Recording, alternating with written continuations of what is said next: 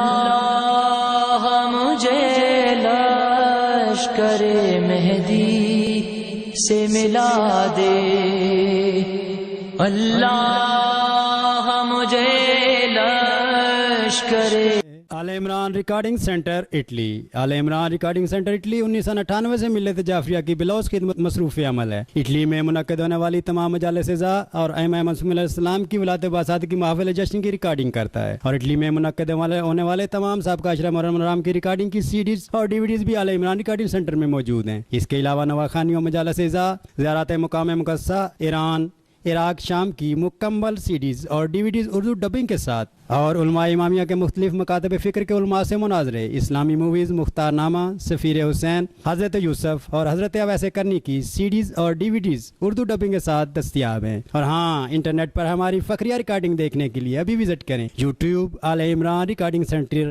امامیہ Italy. رابطہ حاجی سید ذل Hasnain Jafri, cell 003932957999، ای میل syedhilhasnain@yahoo.com۔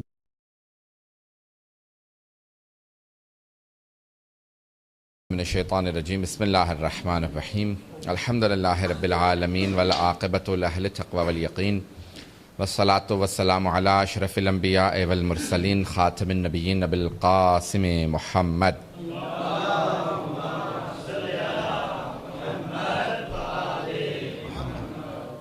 وآلہ الطیبین الطاہرین المعصومین، لا سیما بقیۃ اللہ فی الارضین، روح وارواح العالمین لتراب مقدمہ الفدا، واللعنۃ الدائمۃ علی اعدائہم اجمعین من الآن الی قیام یوم الدین۔ اما بعد، فقد قال اللہ الحکیم فی کتابہ الکریم، بسم اللہ الرحمن الرحیم، ومن یبتغی غیر الاسلام دینا فلن یقبل منہ وہو فی الآخرۃ من الخاسرین۔ صدق اللہ العلی العظیم۔ صلوات۔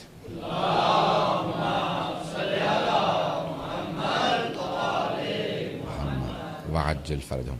جو بھی روز قیامت سورہ آل عمران میں پروردگار فرماتا ہے اللہ کے نزدیک اسلام کے علاوہ کوئی اور دین لے کے آئے گا تو اس سے قبول نہیں کیا جائے گا، وَهُوَ فِي الْآخِرَةِ مِنَ الْخَاسِرِينَ، اور وہ آخرت میں خسارہ اٹھانے والوں میں ہوگا۔ جو دین قابل قبول ہے وہ اسلام ہے، اسلام کے علاوہ کوئی دین قابل قبول نہیں ہے۔ اللہ سبحانہ وتعالیٰ کسی اور دین کو قبول نہیں کرے گا، اسی لیے ہم نے دین شناسی کا یہ سلسلہ رکھا۔ گزشتہ برس بھی کچھ مطالب پیش کیے تھے۔ پہلے درس میں نے توحید سے متعلق کچھ مطالب پیش کیے اور صرف قدرت پروردگار کو مین عنوان قرار دیا، اور اسی سے متعلق مطالب پیش کیے تھے، اور اسی کا نتیجہ عدل الہی بھی ہے، اس کو پہلے دن پیش کر دیا تھا۔ پھر میں کیونکہ گزشتہ برس توحید، عدل، نبوت، امامت سے متعلق پیش کر چکا تھا، کل میں نے معاد کو پیش کیا، موت، آخرت سے متعلق مطالب پیش کیے، آج فروع دین سے متعلق مطالب پیش کروں گا۔ اصول دین، فروع دین، میں نے آپ کے سامنے پچھلے سال ایک جو نقشہ پیش کیا تھا اس کو جلیلی آپ کے سامنے دہرا دوں کہ 3 اشیاء ہیں، اصول ہیں، فروع ہیں۔ ایک درخت کی جڑیں ہوتی ہیں، اصول جڑ کو کہا جاتا ہے، اصل سے اصول، اصل کہتے ہیں جڑ کو، درخت کی اصل یعنی اس کی جڑ، اصول یعنی جڑیں، دین کی جڑیں عقائد ہیں، اصول دین یہ اس کی دین کی جڑیں۔ اگر ایک درخت کو تصور کریں تو اس کی جو جڑ ہے اسے اصول کہا جاتا ہے، اور وہ ہیں عقائد، وہ ہیں 5: توحید، عدل، نبوت، امامت، قیامت۔ یہ 5 ہیں اصول دین، جڑیں ہیں دین کی۔ اور اس کے بعد پھر تنا اور شاخیں ہوتی ہیں۔ تنا صلاۃ، الصلاۃ عمود الدین، یہ حدیث ہماری ہر حدیث کی کتاب میں موجود ہے، ختم مرتبت کی یہ حدیث ہماری تمام احادیث کی کتابوں میں موجود ہے۔ سن رہے ہیں سب لوگ؟ الصلاۃ، دونوں الفاظ موجود ہیں، الصلاۃ عمود الدین اور عماد الدین۔ الصلاۃ عمود الدین۔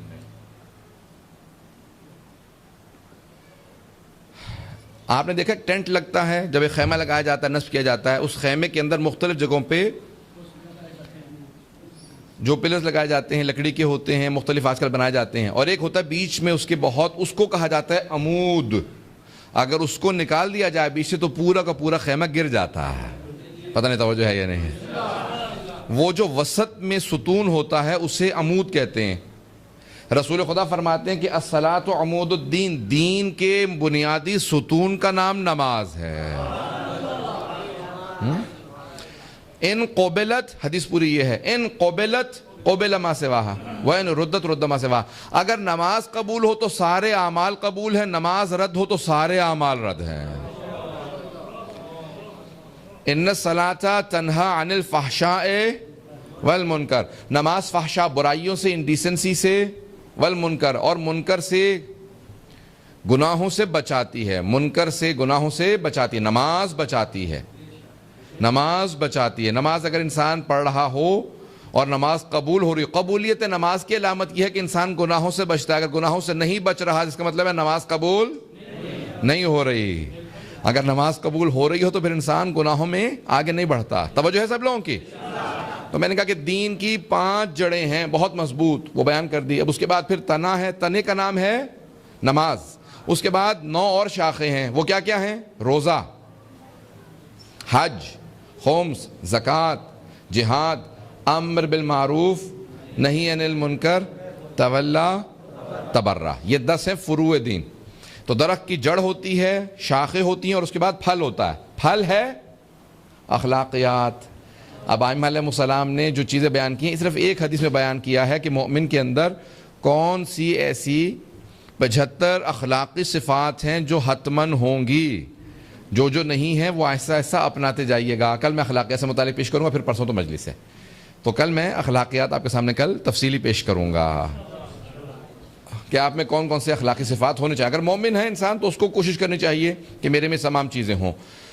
ایک بہت بڑے قوم کے مدرس آغا مشکینی، وہ کہتے تھے کہ میں آغا بہشتی سے متعلق ہمیشہ جب بھی دیکھتا تھا قرآن میں جہاں جہاں آتا تھا نا یا ایھا الذین آمنوا، اے ایمان والو، تو وہ اس کے فوراً بات پڑھتے تھے کہ اللہ نے مومنوں کو کیا حکم دیا ہے، مجھ میں یہ صفت ہے یا نہیں ہے، نہیں ہے تو پیدا کروں، ہے تو باقی رکھوں.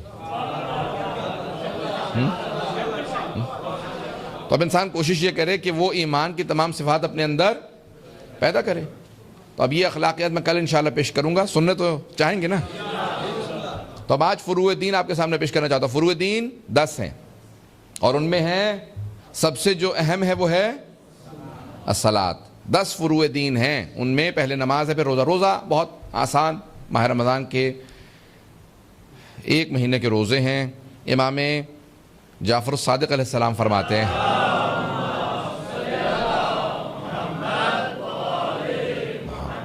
وعجل فرجهم، آپ فرماتے ہیں کہ دین پہ عمل کرنا بہت آسان ہے. اللہ نے دن میں صرف 5 نمازیں رکھی ہیں، سال میں صرف 1 مہینہ روزے، زندگی میں صرف 1 حج. اگر کوئی بچت ہو تو خمس، اور جو کھیتی باڑی کرتے ہیں ان کے لیے زکوٰۃ اگر بچت ہو یا نصاب تک پہنچ جائے، زکوٰۃ میں نصاب اور خمس میں بچت کا. اتنا آسان ہے شریعت پہ عمل کرنا، پھر بھی کہتے ہیں لوگ کہ کتنا مشکل ہے. الشریعۃ سہلۃ سہلا، شریعت بہت آسان ہے، شریعت بہت آسان ہے. انسان اگر کرنا چاہے نا تو بہت آسانی سے عمل کر لیتا ہے، اور نہ کرنا چاہے تو ہر چیز کو اپنے لیے وبال بنا لیتا ہے. وبال مت بنائیں، شریعت پہ عمل کرنا بہت آسان ہے. توجہ اب میرے ساتھ رہے. مجھے پورا اندازہ ہے کہ لوگ دونوں دن کی طرف سے تھوڑا سا تاخیر سے پہنچیں گے. 2 دن ہمارے ہاں میں نے کیونکہ کل موت اور اتنے سخت باتیں کہہ دی ہیں. کل موضوع ہمارا 2 گھنٹے جو ہے وہ موت، قیامت، معاد رہا، تو آدھا مجمع تقریباً آج غائب ہے ہمارا. تو موت جو ہے بڑا مشکل ہے. وہ بہت سے لوگوں کا کل میں بار بار کہہ رہا تھا کہ بھی بہت سے لوگ گھبرا رہے ہیں، چہرے اترے ہوئے ہیں. تو لوگ کہتے نہیں پڑھتے رہیں. مجھے کوئی اشارہ کر دیتا میں موضوع تبدیل کر لیتا. تو انشاءاللہ گھبرانے کی ضرورت نہیں ہے، میں نے پھر بھی سہارا دلایا ہے.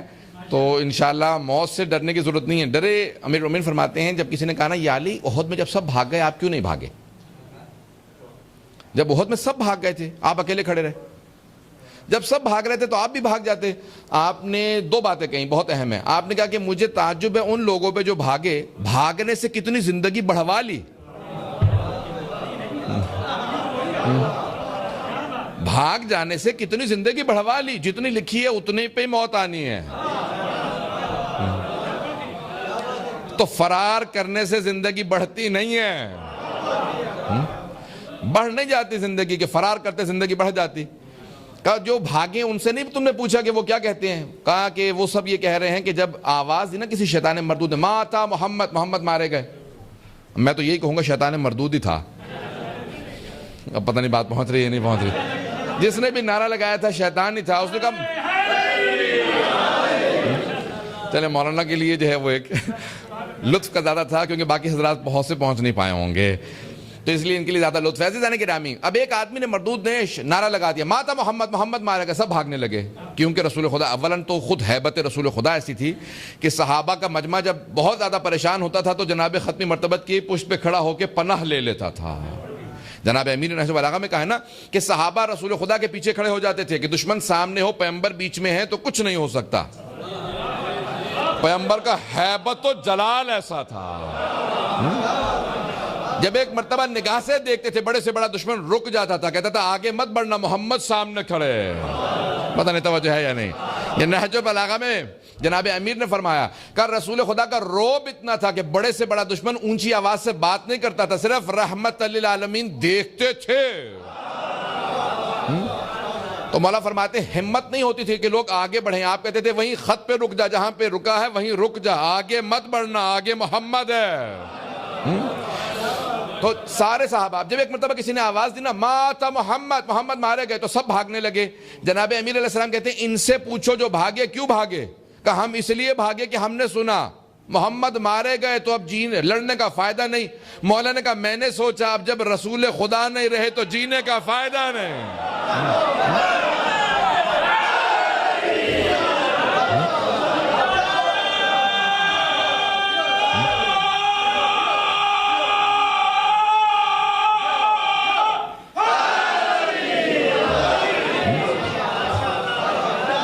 علی والوں کا جذبہ ایسا ہی ہونا چاہیے کہ اب جو بھی جناب امیر کا ماننے والا ہوگا اس میں جذبہ ایسا ہی ہوگا کہ ہم اپنی جان قربان کر دیں. اپنی جان قربان کر دیں. عزیزان گرامی اپنی ہم امامت کے ماننے والے ہیں. بہت سے لوگ بات کے جملہ آخر میں پیش کروں گا جناب زینب سے متعلق. میں آخر میں میں نے کچھ کہے تھے مصائب کل بھی کہے تھے وہ میں مکمل کروں گا اور آج بھی مجھے پیش کرنے ہیں. جناب زینب نے اپنے بھائی پہ بیٹوں کو قربان نہیں کیا. امام میں وقت پہ بیٹوں کو قربان کیا. پہنچ گئے. میں سوچ رہا تھا مجھے وضاحت کرنی پڑے گی. بھائی پہ بیٹوں کو قربان نہیں کیا امام میں وقت پہ. یہ اور بات ہے کہ امام میں وقت بی بی کے بھائی بھی تھے اور بی بی اس مقصد میں اس ہدف میں دین کی بقا میں دین کے بچانے میں دین کی حفاظت میں شریکت الحسین بھی تھی. یہ بات کی بات ہے لیکن پہلی بات جو ہے وہ ہے بی بی خود فرماتی ہیں میں نے امام وقت پہ قربان کیا سب کچھ قربان. اب یہ بات پہنچے اگر پہنچ جائے میری بہنوں تک میری باؤں بہنوں تک میری بیٹیوں تک اگر بات پہنچ جائے بی بی نے امام وقت پہ سب کچھ قربان کر دیا. اگر بھائی پہ قربان کیا ہوتا نا بیٹوں کو تو پھر ہمارے لیے حجت نہیں تھا. اگر میری بات ضائع نہ ہو اگر اپنے بھائی پہ بیٹوں کو قربان کیا ہوتا تو کہتے تھے بہن کی محبت تھی بھائی پہ بیٹوں کو قربان کر دیا. نہیں امام وقت پہ قربان کیا. اب ہمارے لیے حجت ہے ہماری نسل امام وقت پہ قربان. یہ سنت جناب زینب کبریٰ یہ سیرت جناب زینب کبریٰ یہ جناب زینب علیہ سلام اللہ علیہ کا مقام ہے کہ امام وقت پہ سب کچھ قربان ہے اگر مقصد پہنچ گیا ہو. عزیزان گرامی بی بی کا پیغام یہ ہے کہ امام وقت پہ سب کچھ قربان کرنے کے بعد کیا کہو. جب آتی ہے نا جناب زینب کبریٰ تو یہ نہیں کہتی پروردگارہ ہم نے سب کچھ قربان کر دیا. کہتی ہیں پروردگارہ ہم نے بہت تھوڑا سا تیری راہ میں دیا. اللہم تقبل منا قلیل القربان. اللہ اکبر. بی بی آپ کی عظمتوں پہ ساری کائنات قربان. اب کیوں امام وقت نہ کہیں کہ جناب زینب جیسی کوئی بی بی نہیں ہے. اتنے مصائب کے بعد کہہ رہی ہے ابھی قربانیاں میں نے نہیں دی ہیں جتنا تھا قربان کر دیا. اگر اور ہوتا میں سب کچھ دے دیتی. یعنی بی بی آپ کو کب کباتی نظر نہیں آتی ہیں اس عالم کے اندر بھی. وہاں صبر بی بی کا انتہا نظر نہیں آتی ظلم کی انتہا نظر آ رہی ہے. پتہ نہیں میں جملہ کہہ رہا ہوں یہ اگر پہنچ جائے. کربلا کے میدان میں ظلم کی انتہا نظر آتی ہے. اس سے زیادہ ظلم ہو نہیں سکتا تھا. جناب زینب کے صبر کی انتہا نظر نہیں آتی. بی بی فرماتی ہے اگر ظلم بڑھتا تو میں اور صبر کر کے بتاتی. اللہ اکبر. یہ جناب زینب کو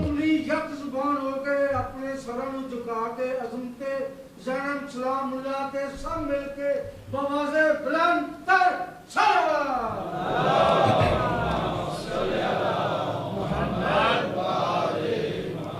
وعجل فرجهم. عزیزان گرامی، تو اب یہ اصول دین، فروع دین اگر آپ کے ذہن میں رہے، دین شناخت، جتنا آپ دین کو پہچانیں گے انسان اتنا ہی مضبوطی سے اس پہ عمل کرے گا. انسان کے کبھی ذہن میں شبہ نہیں آئے گا، شک نہیں آئے گا. اور میں جملے کہوں گا آپ کے لیے کہ دیکھیں، خود صحابہ رسول کا مقام کم نہیں تھا، پیغمبر کو دیکھا تھا، ایمان لائے تھے، لیکن جب حکومتوں کا ایک فشار بڑھا تو جناب سید الشہداء کا بس ایک جملہ قیامت تک کے لیے ہر مومن کے لیے مشعل راہ ہے. اس ایک جملے کو پلے سے باندھ لیں. میں جب بہت زیادہ پریشان ہو جاتا ہوں نا، معاشرے کے حالات دیکھتا ہوں، میرا کام ہی تبلیغ ہے، مومنین میں اگر بعض کا تھوڑا بہت نزاع دیکھتا ہوں، لڑائی دیکھتا ہوں، تو میں تھوڑا ڈسہارٹ ہوتا ہوں بعض اوقات. اور بعض اوقات اتنا زیادہ ہو جاتا ہوں، دل کرتا ہے میں اپنے کام سے کام رکھوں، اپنے گھر بیٹھوں، اپنا مطالعہ کروں، اپنی کتاب لکھوں، کچھ نہ کروں. جب میں بہت زیادہ پریشان ہوتا ہوں نا، تو پھر میں فوراً سمجھ جاتا ہوں کہ مجھے اس وقت زیارت کی ضرورت ہے، مجھے کربلا جانے کی ضرورت ہے، مجھے نجف جانے کی ضرورت ہے، مجھے مشہد جانے کی ضرورت ہے، مجھے کوئی ایک زیارت کے سفر پہ جانا ضروری ہے، تاکہ جب ایک مرتبہ جاتا ہوں، موبائل کی بیٹری ڈیڈ ہو جاتی ہے نا تو چارج کرنا پڑتا ہے. تو ایمان کا جب انسان کی بیٹری ڈاؤن ہو رہی ہو نا، تو ایک مرتبہ جائیں، جا کے کسی ذری سے پلگ ان کر لیں، بس ذری پہ ہاتھ رکھیں، محسوس ہونے لگتا ہے کہ چارج ہو رہا ہے. جب میں بالکل اپنے آپ کو اس طرح میں محسوس کرتا ہوں نا کہ بہت زیادہ پریشان ہوں، معاشرے کے حالات دیکھتا ہوں، تو بہت زیادہ بعض اوقات اپنے دل کو تنگ محسوس کرنے لگتا ہوں. یہ جو پیغمبر اسلام غار حرا میں چلے جاتے تھے، 40 دن وہاں رہتے تھے، آپ نے سن رکھا ہے نا؟ کیوں؟ کیونکہ ابھی اللہ کی طرف سے اجازت نہیں ہے. آپ فرماتے تھے یا علی، مجھ سے برداشت نہیں ہوتا کہ مکے کی سرزمین میں لوگ شراب پیتے ہیں، بیٹیوں کو زندہ دفن کر دیتے ہیں، یہاں زنا ہوتا ہے، مجھ سے برداشت نہیں ہوتا، اللہ کی طرف سے بھی مجھے اجازت نہیں ہے. تو کیا کرتے تھے؟ برداشت نہیں کر پاتے تھے، غار حرا میں چلے جاتے تھے کہ پروردگارہ میرے اضطراب میرا بڑھتا چلا جاتا ہے جب میں دیکھتا ہوں کہ اس مقدس سرزمین پہ لوگ اتنے بڑے بڑے گناہ کرتے ہیں. ابھی معمور نہیں تھے، اللہ کی طرف سے اجازت نہیں، کچھ نہیں کر سکتے میرے حبیب، آپ کو اجازت نہیں، کچھ نہ کیجیے. تو پیغمبر اسلام غار حرا میں چلے جاتے تھے. توجہ ہے؟ تو اگر ہم ایسی کیفیت میں آ جائیں تو ایک جملہ سید الشہداء کا پلے سے باندھ لیں. کیا سب کے ہے توجہ؟ یہ جملہ جو میں نے کہا نا کہ ہمیشہ کام آتا ہے، جب بہت زیادہ پریشان ہوں تو اس جملے کو دیکھتا ہوں. اذا محس بالبلا فقلت دیانون. مولا فرماتے ہیں کہ اگر کسی کے اوپر پریشانی، بلا، مصیبت آ جائے نا تو فقلت دیانون، قلیل، بہت کم ہوتے ہیں دین پہ عمل کرنے والے. پتہ نہیں بات پہنچی ہے یا نہیں پہنچی. دین پہ پھر عمل کرنے والے، اذا محس الناس بالبلا فقلت دیانون، قلیل، بہت کم ہوتے ہیں. دیانون یعنی دین پہ عمل کرنے والے، دین کی پابندی کرنے والے پھر کم ہوتے چلے جاتے ہیں. جب تک آزمائش نہ آئے ہر آدمی کہتا ہے میں دیندار، میں دیندار. جیسی آزمائش آتی ہے وہ کہتا ہے میں نکل رہا ہوں. ایک ایک کر کے لوگ نکلتے جاتے ہیں. عزیزان گرامی، ہم سب کے لیے ضروری یہ ہے کہ ہم محکم مضبوط انداز سے دین کے دامن کو تھامے رکھیں. چاہے اٹلی میں ہوں، چاہے کسی مقام پہ ہوں، ہمیں دین، ہمیں اپنا اگر دین نہیں بچایا تو ہم نے کچھ نہیں کیا. یہاں ہم کمانے آئے ہیں، دین کھونے کے لیے نہیں. ہم یہاں آئے ہیں کمانے کے لیے، لیکن اپنے دین کو محفوظ رکھ کے کمانا چاہتے ہیں، اپنی نسلوں کے ایمان کو محفوظ رکھ کے کمانا چاہتے ہیں. اپنا دین نہیں ہم کھونا چاہتے، دین ہمارا باقی رہے. اب کی سب کی توجہ ہوگی میرے ساتھ؟ اب اس میں آئے، ائمہ علیہ السلام نے کہا کہ فروع دین پہ عمل کرنا بہت ضروری ہے. روزے میں نے آپ کو بتا دیے، حج زندگی میں ایک مرتبہ ہے، واجب اگر استطاعت ہو. خمس و زکوٰۃ ہیں، یعنی اللہ سبحانہ و تعالیٰ نے دیکھیں واجب قرار دیا خمس و زکوٰۃ کو. کتنا مقدس دین ہے، کتنا پیارا دین ہے. یہ نہیں کہا کہ تم اپنا غریبوں کے اوپر احسان کر دو. توجہ، یہ آدمی غریب ہے، تو پیسے والا ہے، اس غریب کو پیسہ دے کے اس پہ احسان کر دے. نہیں پہنچا پا رہا بات کو. اللہ نے یہ نہیں کہا کہ تیرے پاس پیسہ ہے، اس کے پاس پیسہ نہیں ہے، اسے پیسہ دے کے اس پہ احسان کر دے. اللہ نے کہا نہیں، میں نے غریبوں کا حصہ تمہارے پیسے میں رکھا، اس پہ کوئی احسان نہیں، اس کا تجھ پہ احسان ہے، اس کا تجھ پہ احسان ہے. تو اپنا واجب ادا کر رہا ہے، اگر وہ قبول نہ کرے تیرا واجب رہ جائے گا. نہیں پہنچا پا رہا. جب غریب کو دو نا کچھ تو فوراً کو شکریہ آپ نے قبول کر لیا. میں نہیں پہنچا پا رہا. معصوم کے الفاظ یہ ہیں کہ تم نے اپنا واجب ادا کیا. کسی ایک میرے سامنے کی بات ہے، بہت بڑے استاد، انہوں نے کسی ایک طالب علم کو، ایک دوست کو، کسی غریب طالب علم کو کچھ دیا، کچھ ہدیہ دیا، تو اس نے کہا کہ آقا بہت شکریہ، میرے حالات بہت سے خراب تھے. انہوں نے کہا شکریہ آپ کا، آپ نے میرا واجب ادا کروا دیا. مستحق نہ ہوتا، کوئی لینے والا نہ ہوتا، میں اپنا واجب کہاں پہ ادا کرتا؟ ہاتھ میں لیے پھرتا رہتا. پروردگارہ میرا خمس ہے، تو نے واجب قرار دیا، کسے دوں؟ مستحق نہیں ہے. روایت کے الفاظ ہیں ظہور امام زمانہ کے بعد لوگ مستحق تلاش کریں گے، مستحق نہیں ملے گا، کیونکہ امام ہر غریب تک اتنی رسائی کریں گے. پیغمبر اسلام کی حدیث ہے کہ الفقر فخری والفقراء اہلی، فقر و غربت میرے لیے فخر ہے، امارت نہیں، دولت نہیں. پتہ نہیں بات پہنچ رہی ہے نہیں وہاں. الفقر فخری والفقراء اہلی، فقراء کسی کے گھر والے نہ ہوں، یہ سارے میرے خاندان کے ہیں، یہ میرے بچے ہیں، میری اولاد ہے. کسی یتیم کو، کسی غریب کو کبھی کم نہ سمجھ. عزیزان گرامی، اب توجہ کریں گے ان تمام چیزوں کے لیے. زکوٰۃ، خمس، پھر جہاد. جہاد کی دو اقسام ہیں. جہاد کی دو اقسام سب کے ذہنوں میں ہوں گی. جہاد کیا کیا ہے ذرا بتائیں مجھے. جہاد اکبر اور دو قسمیں، جہاد اکبر اور جہاد اصغر. جہاد اکبر اور جہاد اصغر. جہاد اکبر کیا ہے؟ جہاد بن نفس، وہ جہاد اکبر ہے. صحابہ رسول ہیں، ایک کسی جنگ پہ گئے، واپس آئے، زبانیں لٹکی ہوئی، چہروں کے رنگ اڑے ہوئے، آنکھوں پہ بالکل ہلکے بنے ہوئے، فاقے سے بیمار. رسول خدا نے دیکھا سب کو، فوراً کہا مرحباً بقوم، اہلاً و سہلاً، خوش آمدید، ویلکم. جو جہاد اصغر سے آ گئے ہیں اب جہاد اکبر کرنا ہے. وہ سب رونے لگے کہ یا رسول اللہ اتنے مصیبتوں سے واپس زندہ بچ کے آ گئے ہیں، یہ چھوٹی جنگ ہے اب اس سے بڑی جہاد پہ جانا ہے. پیغمبر اسلام نے کہا یہ جو راہ خدا میں تلوار سے جنگ ہوتی ہے یہ جہاد اصغر ہے، اپنے نفس کا مقابلہ کرنا یہ جہاد اکبر ہے. پتہ نہیں بات پہنچ رہی ہے نہیں پہنچ رہی.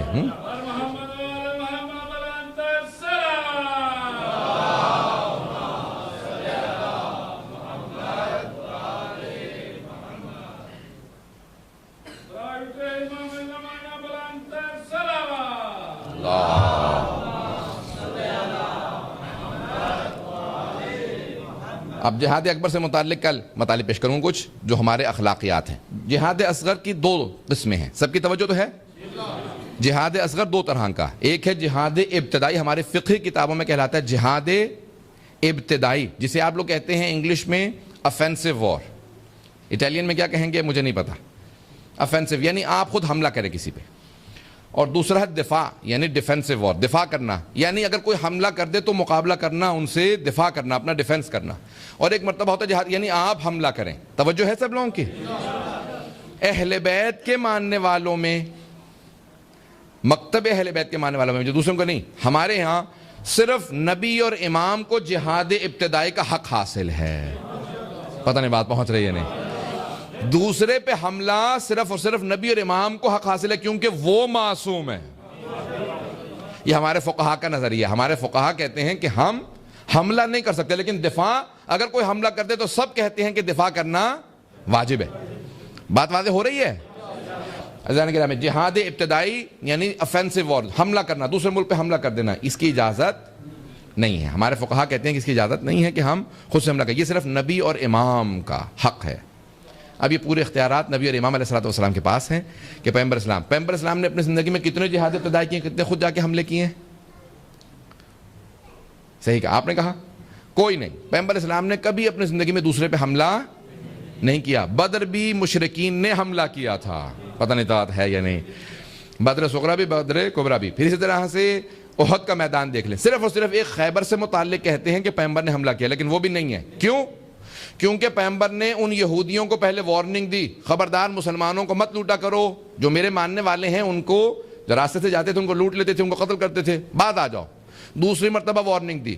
جب تیسری مرتبہ وارننگ پہ وہ باز نہیں آئے تو آپ نے کہا کہ میں آ رہا ہوں اور دیکھتا ہوں تمہارے میں کتنا دم ہے کہ میرے ماننے والوں کا راستہ روکو.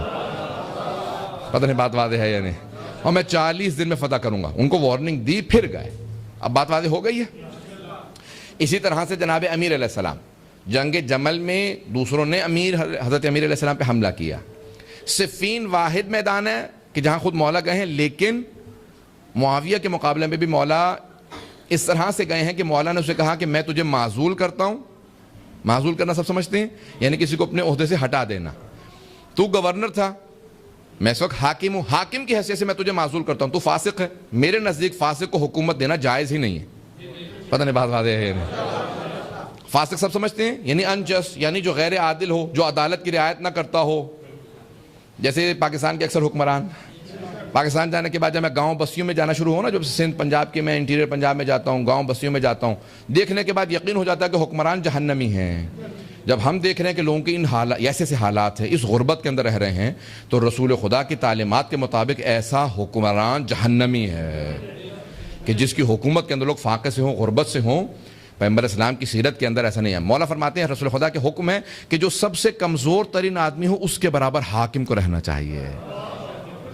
یہ آپ نے سننا کہ پیغمبر پتھر باندھ لیتے تھے پیٹ پہ, تو پوچھا یا رسول خدا کیا بات ہے؟ کہا 3 دن سے فاقہ آیا آج, میں نے اس لیے پتھر باندھ لیا تاکہ مجھے بھوک نہ رہے. کہ یا رسول خدا کھانا موجود ہے کھا لیجیے, ہم لوگ دیتے ہیں. کہ نہیں, جو سب سے کمزور ہوتا ہے میں اس کے حال پہ رہتا ہوں. جو ایک دور حکومت کے اندر کہیں دور سے دور بھی ہو تو اس کے حیثیت اور اس کی, ہم جناب امیر اسلام کا جناب پیغمبر اسلام فرماتے ہیں ہمارا سب سے بڑا فخر یہ ہے کہ ہم نے کبھی کسی کو بھوکا نہیں سونے دیا. مزدور کے پسینے کے سوکھنے سے پہلے اس کی مزدوری ادا کر دی ہے. یہ پیغمبر اسلام نے تعلیمات دی ہیں مزدوروں کے حقوق کا. آج لکھنے والا کون ہے؟ ختم مرتبت نے سب سے پہلے مزدوروں کو حقوق دیے ہیں, سب سے پہلے غریبوں کو حقوق جناب ختم مرتبت نے دیے ہیں. توجہ ہے لوگوں کی؟ جناب امام علی ابن موسیٰ الرضا علیہ السلام فرماتے ہیں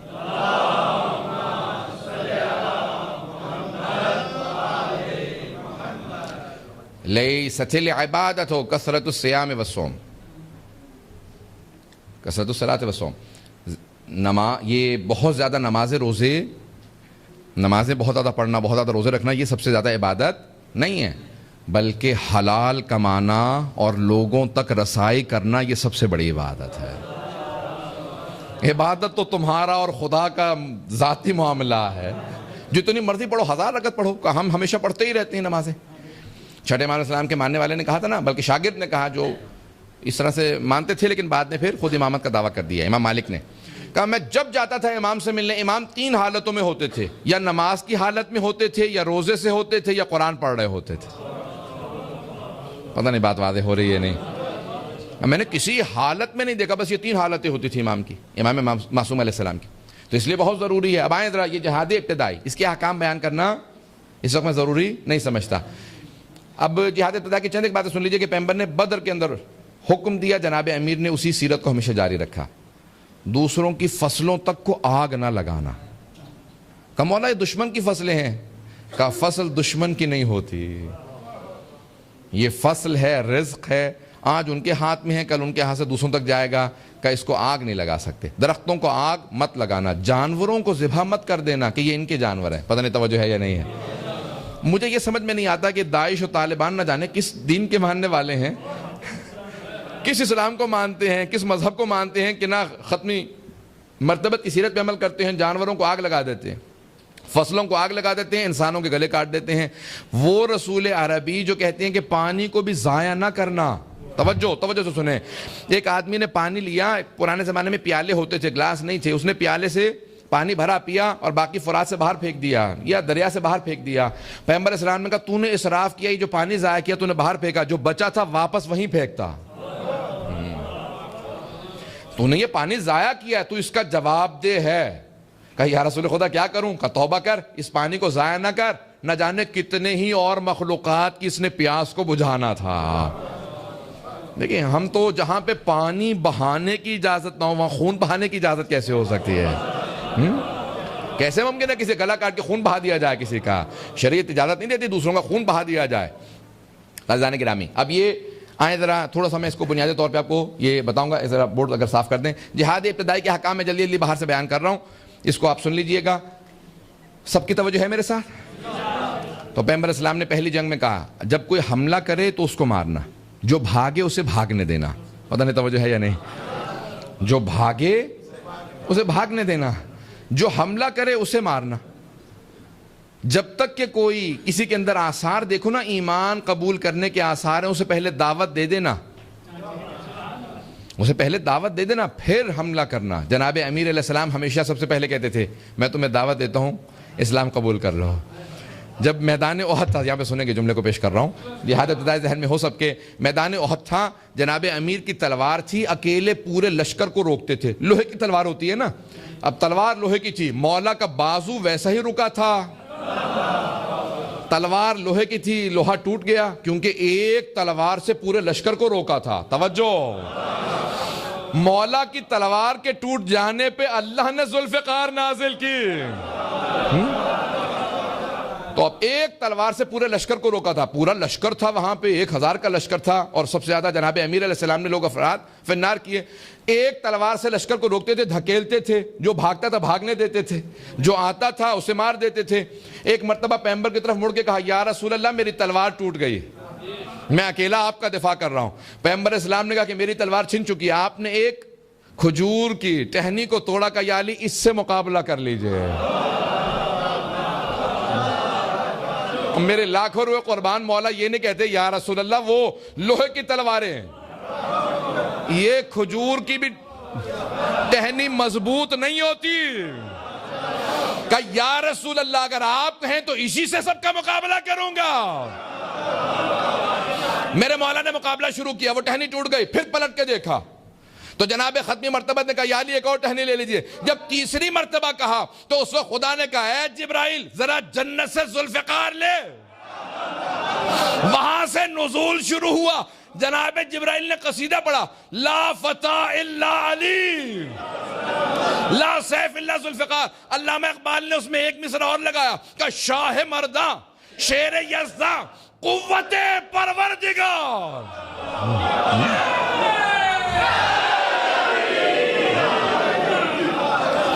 ایک اردو کا بھی شعر سن لیجئے علامہ اقبال کا، فرماتے ہیں کہ کافر ہو تو شمشیر پہ کرتا ہے بھروسہ، مومن ہو تو بے تیغ بھی لڑتا ہے سپاہی.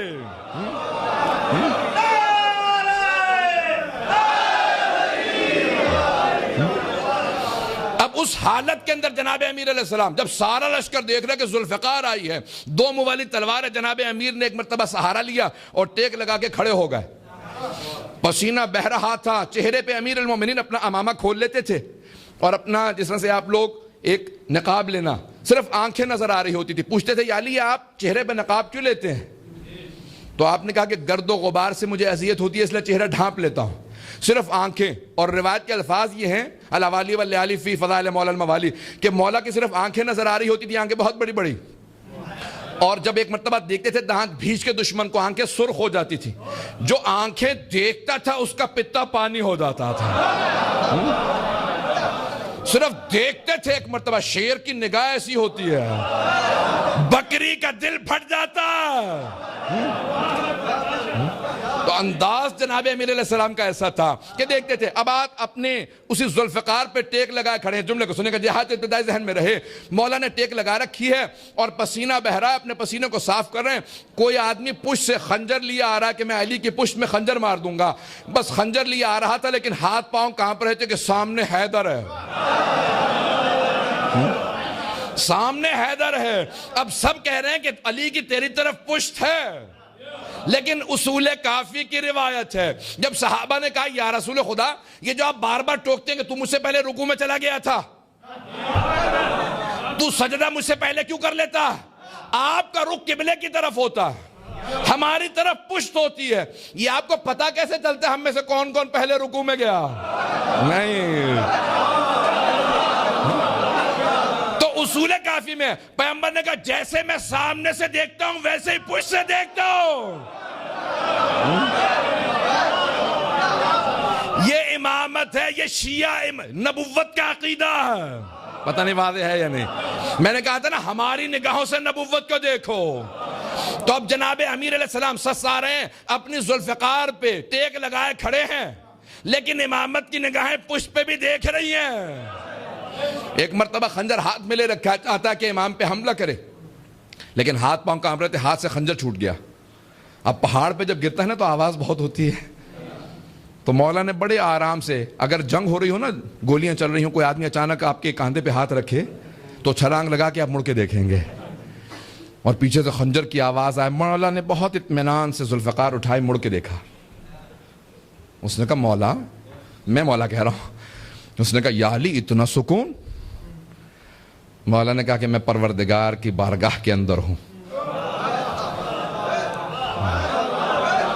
میں دشمن کے سامنے نہیں ہوں، میں پروردگار کی بارگاہ میں ہوں۔ کہا کہ یا علی آپ کچھ مانگو تو عطا کریں گے؟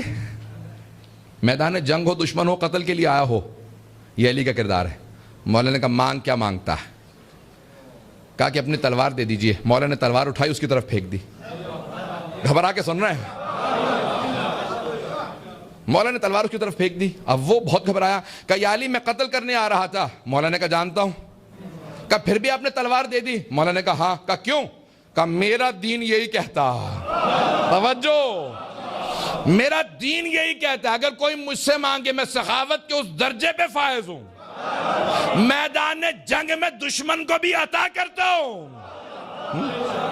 تلوار تیری۔ اس نے کہا یا علی اگر آپ کا یہی دین ہے تو پھر مجھے کلمہ پڑھا لیں، میں آپ ہی کے دین پہ آنا چاہتا ہوں۔ جو احد جیسی جنگ میں دشمن کو مسلمان کرے اسے علی کہتے ہیں۔ عزیزان گرامی، یہ جہاد ابتدائی کے دوران بھی ائمہ علیہ السلام نے کتنے لوگوں کو مسلمان کیا ہے، کس سے؟ اپنے کردار سے۔ تو یہ جہاد ابتدائی کی بے انتہا شرائط ہے۔ جناب امیر علیہ السلام نے ہر مقام پہ، آئیں طرح میں پیش کر رہا ہوں، اخلاق آداب کیسے ہونے چاہیے۔ آپ کسی کے سامنے اسلام پیش کریں تو کس طرح سے پیش کریں۔ ختمی مرتبت نے کہا کہ جتنے بھی یہ جنگی قیدی ہیں نا، ان سب کو اسلام کی دعوت دو۔ ایک ایک کر کے سب صحابہ جانے لگے۔ ایک نے دعوت دی کبھی مسلمان ہو جائیے آپ، انہوں نے کہا نہیں ہوتے۔ دوسرے نے کہا کہ میرے پاس تلوار ہے، میں تھوڑی سی دیر برداشت کروں گا، اگر مسلمان نہیں ہوتے اس کے بعد پھر آگے جو کچھ کہا انہوں نے۔ پیغمبر علیہ السلام نے کہا یا علی اب آپ کی باری ہے۔ آپ اٹھے، آپ نے سب سے پہلے کہا ان سب کی رسیاں کھول دو۔ قیدیوں کو سوچنے کی مہلت تب ملتی ہے جب اس کے ہاتھ میں رسی نہ ہو۔ سب کی رسیاں کھول دو۔ مولا نے کہا کہ سب کو پانی پلاؤ۔ جب پانی پلایا اس کے بعد آپ نے زمین پہ دو زانو ہو کے بیٹھنے کے بعد کہا میں تمہیں اسلام کی دعوت دیتا ہوں۔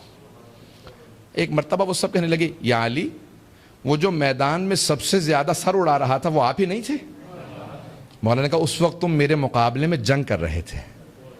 کہا یہاں میں تمہیں پروردگار کی طرف دعوت دے رہا ہوں۔ جب اس کے لیے دعوت دینے آئے تو اس کردار کے ساتھ۔ اب وہ سب کے سب کہنے لگے یا علی اگر یہ آپ کا دین ہے ہم سب مسلمان ہیں، اس اسلام کے لیے ہم آئے۔ عزیزان گرامی، دعوت اس طرح سے اہل بیت علیہ السلام نے دی۔ جناب امیر جیسا شجاع کائنات نے نہ پیدا کیا نہ دوبارہ ہوگا۔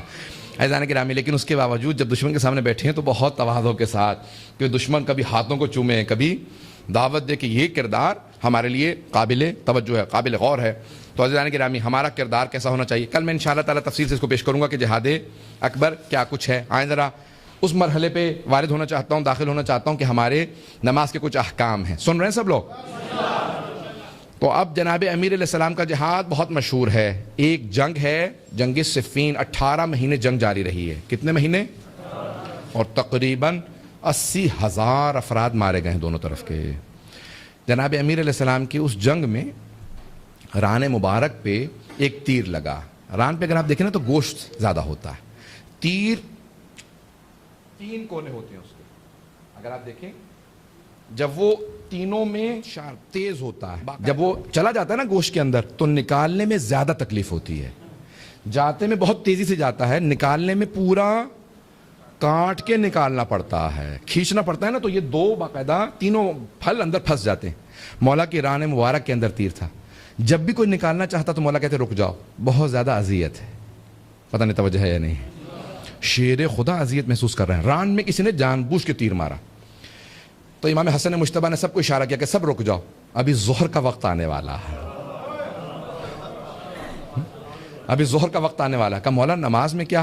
کہا میرے بابا جب نماز میں ہوتے ہیں پھر نماز میں ہوتے ہیں، کیفیت صرف میں جانتا ہوں جو میرے بابا پہ طاری ہوتی ہے۔ کہا بھی جب نماز شروع کر دیں گے تو پھر آرام سے تیر نکال دینا۔ تو جیسے ہی مولا نے اللہ اکبر کہا، نماز شروع کی، ایک آدمی نے جا کے بہت زور سے تیر کو کھینچا، خون بہتا رہا، مولا نے نماز مکمل کی۔ اس کے بعد کہا یہ خون؟ کہا کہ آپ کے بیٹے حسن مجتبیٰ نے کہا تھا کہ ران سے تیر نکال لیا جائے۔ کہا وہ میری کیفیت کو جانتا ہے کہ جب میں نماز میں ہوتا ہوں تو میں معراج میں ہوتا ہوں، میں یہاں نہیں وہاں ہوتا ہوں۔ پتہ نہیں توجہ ہے یا نہیں ہے؟ کہ وہاں سے اب وہ تیر نکال لیا گیا، لیکن جناب امیر علیہ السلام کو احساس تک نہیں ہوا۔ عزیزان گرامی، الصلاۃ معراج المومن، نماز مومن کی معراج ہے۔ آئیں ذرا میں نماز کے احکام بیان کرنا چاہتا ہوں۔ پہلی نماز کے لیے شرط ہے وضو یا غسل۔ وضو سب کے لیے مشخص ہے، معلوم ہے، اگر کہیں تو جلدی جلدی اس کو بیان کر دوں گا، بیان کر دوں ایک مرتبہ۔ چلیں بھائی غور سے اس کو دیکھ لیجئے گا۔ وضو کے 7 واجبات جلدی جلدی پیش کر رہا ہوں۔ پہلا ہے نیت۔ پہلے نیت، یعنی آپ کو پتہ ہونا چاہیے میں وضو کر رہا ہوں۔ اگر نیت یہ ہو کہ میں سب کو دکھا دوں کیسے وضو کیا جاتا ہے اور اللہ کو بھی راضی کر لوں، تو یہ وضو قبول نہیں ہے۔ کیوں؟ کیونکہ دوسروں کو شامل نیت میں نہیں کر سکتے پروردگار کے ساتھ، وہ وحدہ لا شریک ہے، اس کے لیے نیت خالص ہونی چاہیے۔ پتہ نہیں بات واضح ہے یا نہیں؟ نیت قربتاً اللہ، بس اللہ کو خوش کرنے کے لیے پہلا واجب۔ البتہ ہاتھوں کا دھونا 2 مرتبہ مستحب ہے، سنت رسول خدا ائمہ اہل بیت علیہ السلام۔ 2 مرتبہ پانی ہاتھوں پہ ڈالیں گے، 1 مرتبہ، اور اس کو میں انگوٹھی اٹھا دیتا ہوں تاکہ آرام سے دکھا سکوں آپ کو کہ وضو کیسے کرنا ہے۔ آپ نے پانی لیا، سارا وضو دائیں ہاتھ سے کرنا ہے، سنت رسول خدا ہے ائمہ اہل بیت، رائٹ ہینڈ سے اپنے سیدھے ہاتھ سے وضو کریں گے۔ پانی لیا، الٹے ہاتھ پہ ڈالا اور 1 مرتبہ دھو لیا، پھر دوسری مرتبہ اسی طرح سے اس کو دھویا، پھر 3 مرتبہ پانی منہ میں ڈالنا، کلی کرنا، 3 مرتبہ ناک میں پانی ڈالنا، کلی۔ یہ مستحب ہے، واجب نہیں ہے۔ چہرے کا دھونا واجب ہے۔ کہاں سے؟ جہاں سے عام طور سے بال اگتے ہیں تھوڑی کے آخر تک، یہ لمبائی میں چوڑائی میں، انگوٹھا اور درمیانی انگلی جو آ جائے اس کے درمیان، لیکن کوشش کریں کہ زیادہ سے زیادہ دھو لیں تاکہ یقین ہو جائے کہ آپ نے چہرہ پورا دھو لیا۔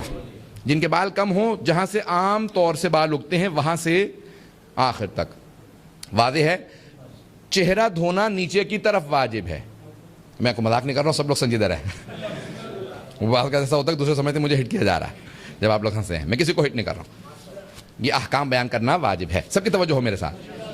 اب چہرہ لمبائی میں اور چوڑائی میں، ٹھیک ہے، چوڑائی میں اتنا واجب ہے، لیکن کوشش کریں کہ زیادہ دھو لیں تاکہ یقین ہو جائے کہ وضو ہم نے پوری طرح سے کر لیا۔ سب کی توجہ ہے؟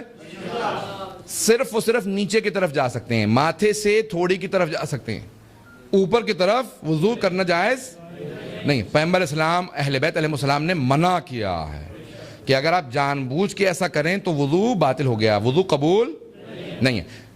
غلطی سے اگر ہاتھ چلا جائے تو فوراً اس کو دوبارہ نیچے کریں، غلطی سے اگر اوپر چلا جائے فوراً اس کو ہاتھ پھیر لیں اسی طرف دوبارہ، تاکہ اب آپ نے چہرے پہ ہاتھ پانی ڈالا، 2 3 4 مرتبہ پانی ڈال لیا، لیکن اس کو 1 شمار کریں گے۔ 1 مرتبہ چہرے کا دھونا واجب ہے، 2 مرتبہ مستحب، 3 مرتبہ باطل، جائز نہیں، ٹھیک ہے۔ 1 مرتبہ پورا چہرہ دھوئیں گے۔ کوشش کریں جب چہرے پہ پانی ڈال رہے ہیں، اس وقت مجھے پسینہ آ گیا، سب کی توجہ ہو میرے ساتھ، کہ جب چہرہ دھو رہے ہیں تو چہرہ دھوتے ہوئے آپ کیا کریں گے؟ چہرے پہ پانی ڈالا اور جب دھو رہے ہیں تو آنکھوں کے سائڈوں پہ ہاتھ لگا دیں، بعض اوقات ہاتھ نہیں پہنچتا، ناک کے ہاتھ لگا دیں اور اس طرح سے ہونٹوں کے دونوں طرف، تاکہ ہر جگہ پانی پہنچ جائے، ہر جگہ پانی پہنچ جائے۔ نمبر 1۔ نمبر 2، سب کی توجہ ہو، اگر داڑھی جیسے میری اس وقت گھنی ہے، کھال نظر نہیں آ رہی، تو پھر کھال تک پانی پہنچانا واجب نہیں ہے۔ لیکن اگر کسی کی داڑھی نہیں ہے یا داڑھی بہت باریک ہے کہ کھال نظر آتی ہے،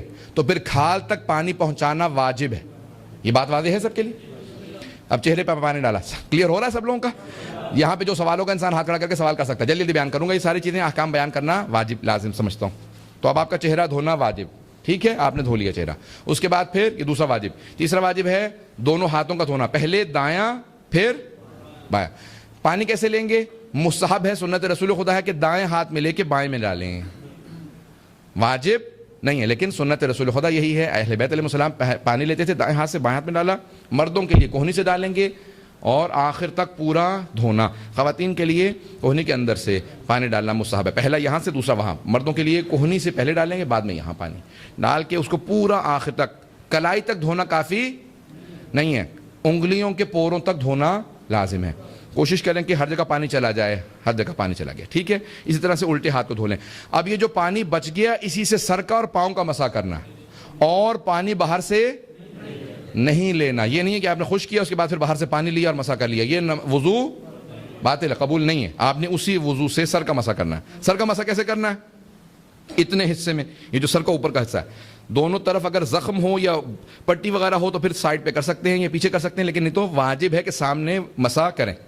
ایک انگلی کی لمبائی چوڑائی پہ مسا واجب ہے. اتنی لمبائی اور چوڑائی, جتنی ایک انگلی شہادت کی انگلی جسے کہا جاتا ہے, اتنی عام طور سے اتنی لمبائی چوڑائی کا مسا واجب ہے. 3 انگلیوں تک رکھنا مستحب ہے, واجب نہیں. سب کی بات ہے یہ. جب مسا کر رہے ہیں تو سر کو ہلنا نہیں چاہیے, یہ مسا قبول, سر رکا رہے, انگلی سے ایسے آپ نے مسا کیا, یہ مسا قبول ہے. یہ بات واضح ہو گئی.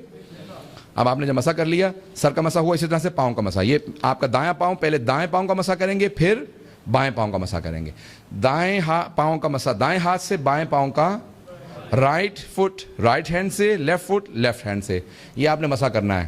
پہلا نیت, دوسرا چہرے کا دھونا, تیسرا دونوں ہاتھوں کا, چوتھا سر کا مسا, پانچواں دونوں پاؤں کا مسا. اس کے بعد ترتیب واجب ہے, آگے پیچھے ترتیب نہیں کر سکتے. اور پھر موالات, پے در پے, یعنی ہر چیز وداؤٹ گیپ, فاصلے کے بغیر.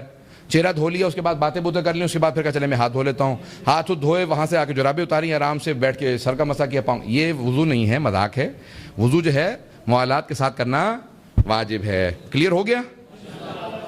کوئی سوالات تو نہیں ہے یہاں پہ؟ جلدی سے اس کو مکمل کر کے آگے بڑھوں. اچھا, پاؤں بھی نہیں ہلنا چاہیے. مثال کے طور پہ ہوا میں معلق ہے, آپ نے پاؤں اٹھایا اور ہلتے ہلاتے ایسے پاؤں ہل گیا, یہ مسا نہیں ہے. پاؤں رک جائے اور پھر مسا کریں. پاؤں رکا ہوا ہو یا زمین پہ رکھیں یا آپ نے گھٹنے پہ رکھ لیں, کسی بھی جگہ پہ رکا ہوا ہو پاؤں, جب اس کا پاؤں کا مسا کریں. ٹھیک ہے, ایک بات. اس کے علاوہ پھر اگر غسل ہے تو بالغسل کے احکام میں بچے موجود ہے, اس لیے میں جلدی اور ریکارڈ بھی ہو رہا ہے, تفصیلات میں نہیں جا سکتا. ممبر کے احترام میں سب کے ذہنوں میں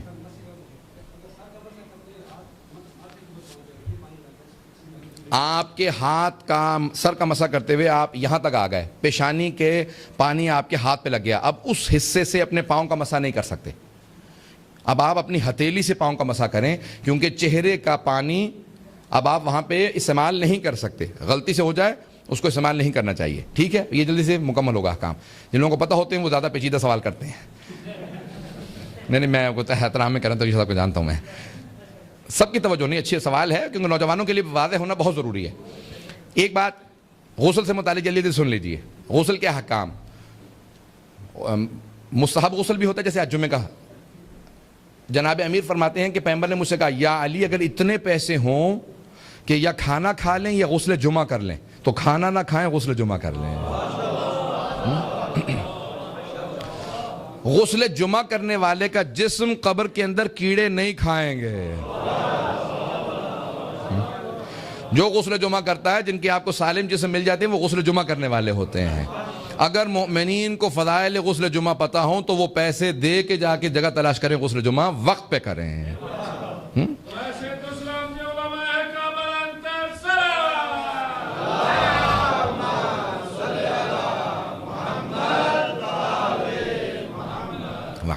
توجہ ہے سب لوگوں کی؟ تو غسل جمعہ مستحب ہے. اس کے علاوہ بے انتہا غسل مستحب ہیں. ہمارے فقہاء میں درمیان میں اختلاف ہے کہ غسل جمعہ آیا وضو کو کی کفایت کرتا ہے یا نہیں کرتا. آیت اللہ سیستانی, آیت اللہ وحید خراسانی وغیرہ, آیت اللہ خوئی کے جتنے شاگرد ہیں, وہ ان کے بعد سے وہ کہتے ہیں کہ اگر آپ غسل جمعہ اپنے وقت میں کریں, یعنی فجر سے لے کے ظہر کے دوران جمعہ ہی کے دن کریں, تو پھر وضو کی شرط نہیں ہے. لیکن آیت اللہ خمینی, آیت اللہ گلپاگانی, آیت اللہ خامنائی اور دوسرے جو مراجع ہیں وہ کہتے ہیں نہیں. تمام قدماء بھی یہی کہتے تھے کہ آپ کو اس کے بعد وضو کرنا ہے, غسل جمعہ کافی نہیں ہے, اس کے بعد وضو کرنا ہے. یہ ذرا بنیادی چیزیں, چھوٹی چھوٹی چیزیں, لیکن یہ بیان میں نے جلدی کر دیا اس کو. لیکن غسل جنابت کے بعد وضو نہیں کرنا چاہیے, اسی سے نماز پڑھنی چاہیے غسل جنابت کے ساتھ. اب غسل جنابت کے حکام, غسل جمعہ کوئی غسل ہو, میت کا بھی جو غسل ہوتا ہے وہ بھی ایسے ہی ہوتا ہے. بہت سے لوگ کہتے ہیں میت کو کیسے نہلاؤں گا, 3 غسل واجب ہیں اس کے بھی, اور وہ ایسے ہی ہوتے ہیں جیسے خود انسان غسل کرتا ہے. بہت سے لوگ پریشان ہو جاتے ہیں, زندہ سے ڈرتے نہیں, مردوں سے ڈرنے لگ جاتے ہیں. زندہ انسان زیادہ خطرناک ہوتا بھائی. سانپ کے دانتوں میں زہر ہوتا ہے, بچھو کی دم میں زہر ہوتا ہے, کیکڑے کے پیٹ میں زہر ہوتا ہے, انسان کے پورے جسم میں زہر ہوتا ہے. بڑا زہریلا ہوتا ہے انسان. آپ تو ایسے سونا جیسے مجھے ہی پتا بس سارا انسان کا, آپ لوگوں کو کچھ نہیں پتا انسان سارے یہاں پہ ماشاءاللہ. میں جلدی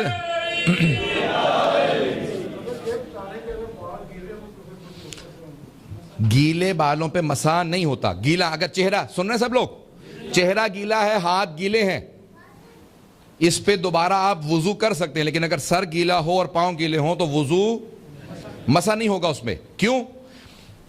کتنا گیلا ہو، آپ نے نہانے کے بعد سر کو خشک کر لیا، اگر اتنا آپ کا سر گیلا ہے کہ آپ کے سر کی تری، ویٹنس، تری اس کی جو وہ ہاتھ پہ منتقل ہو تو وہ مسح نہیں ہوا. لیکن اگر اتنا تر ہے کہ آپ کے ہاتھ سے جو تری ہے پانی کی وہ اس پہ منتقل ہو جائے تو وہ مسح ہو گیا.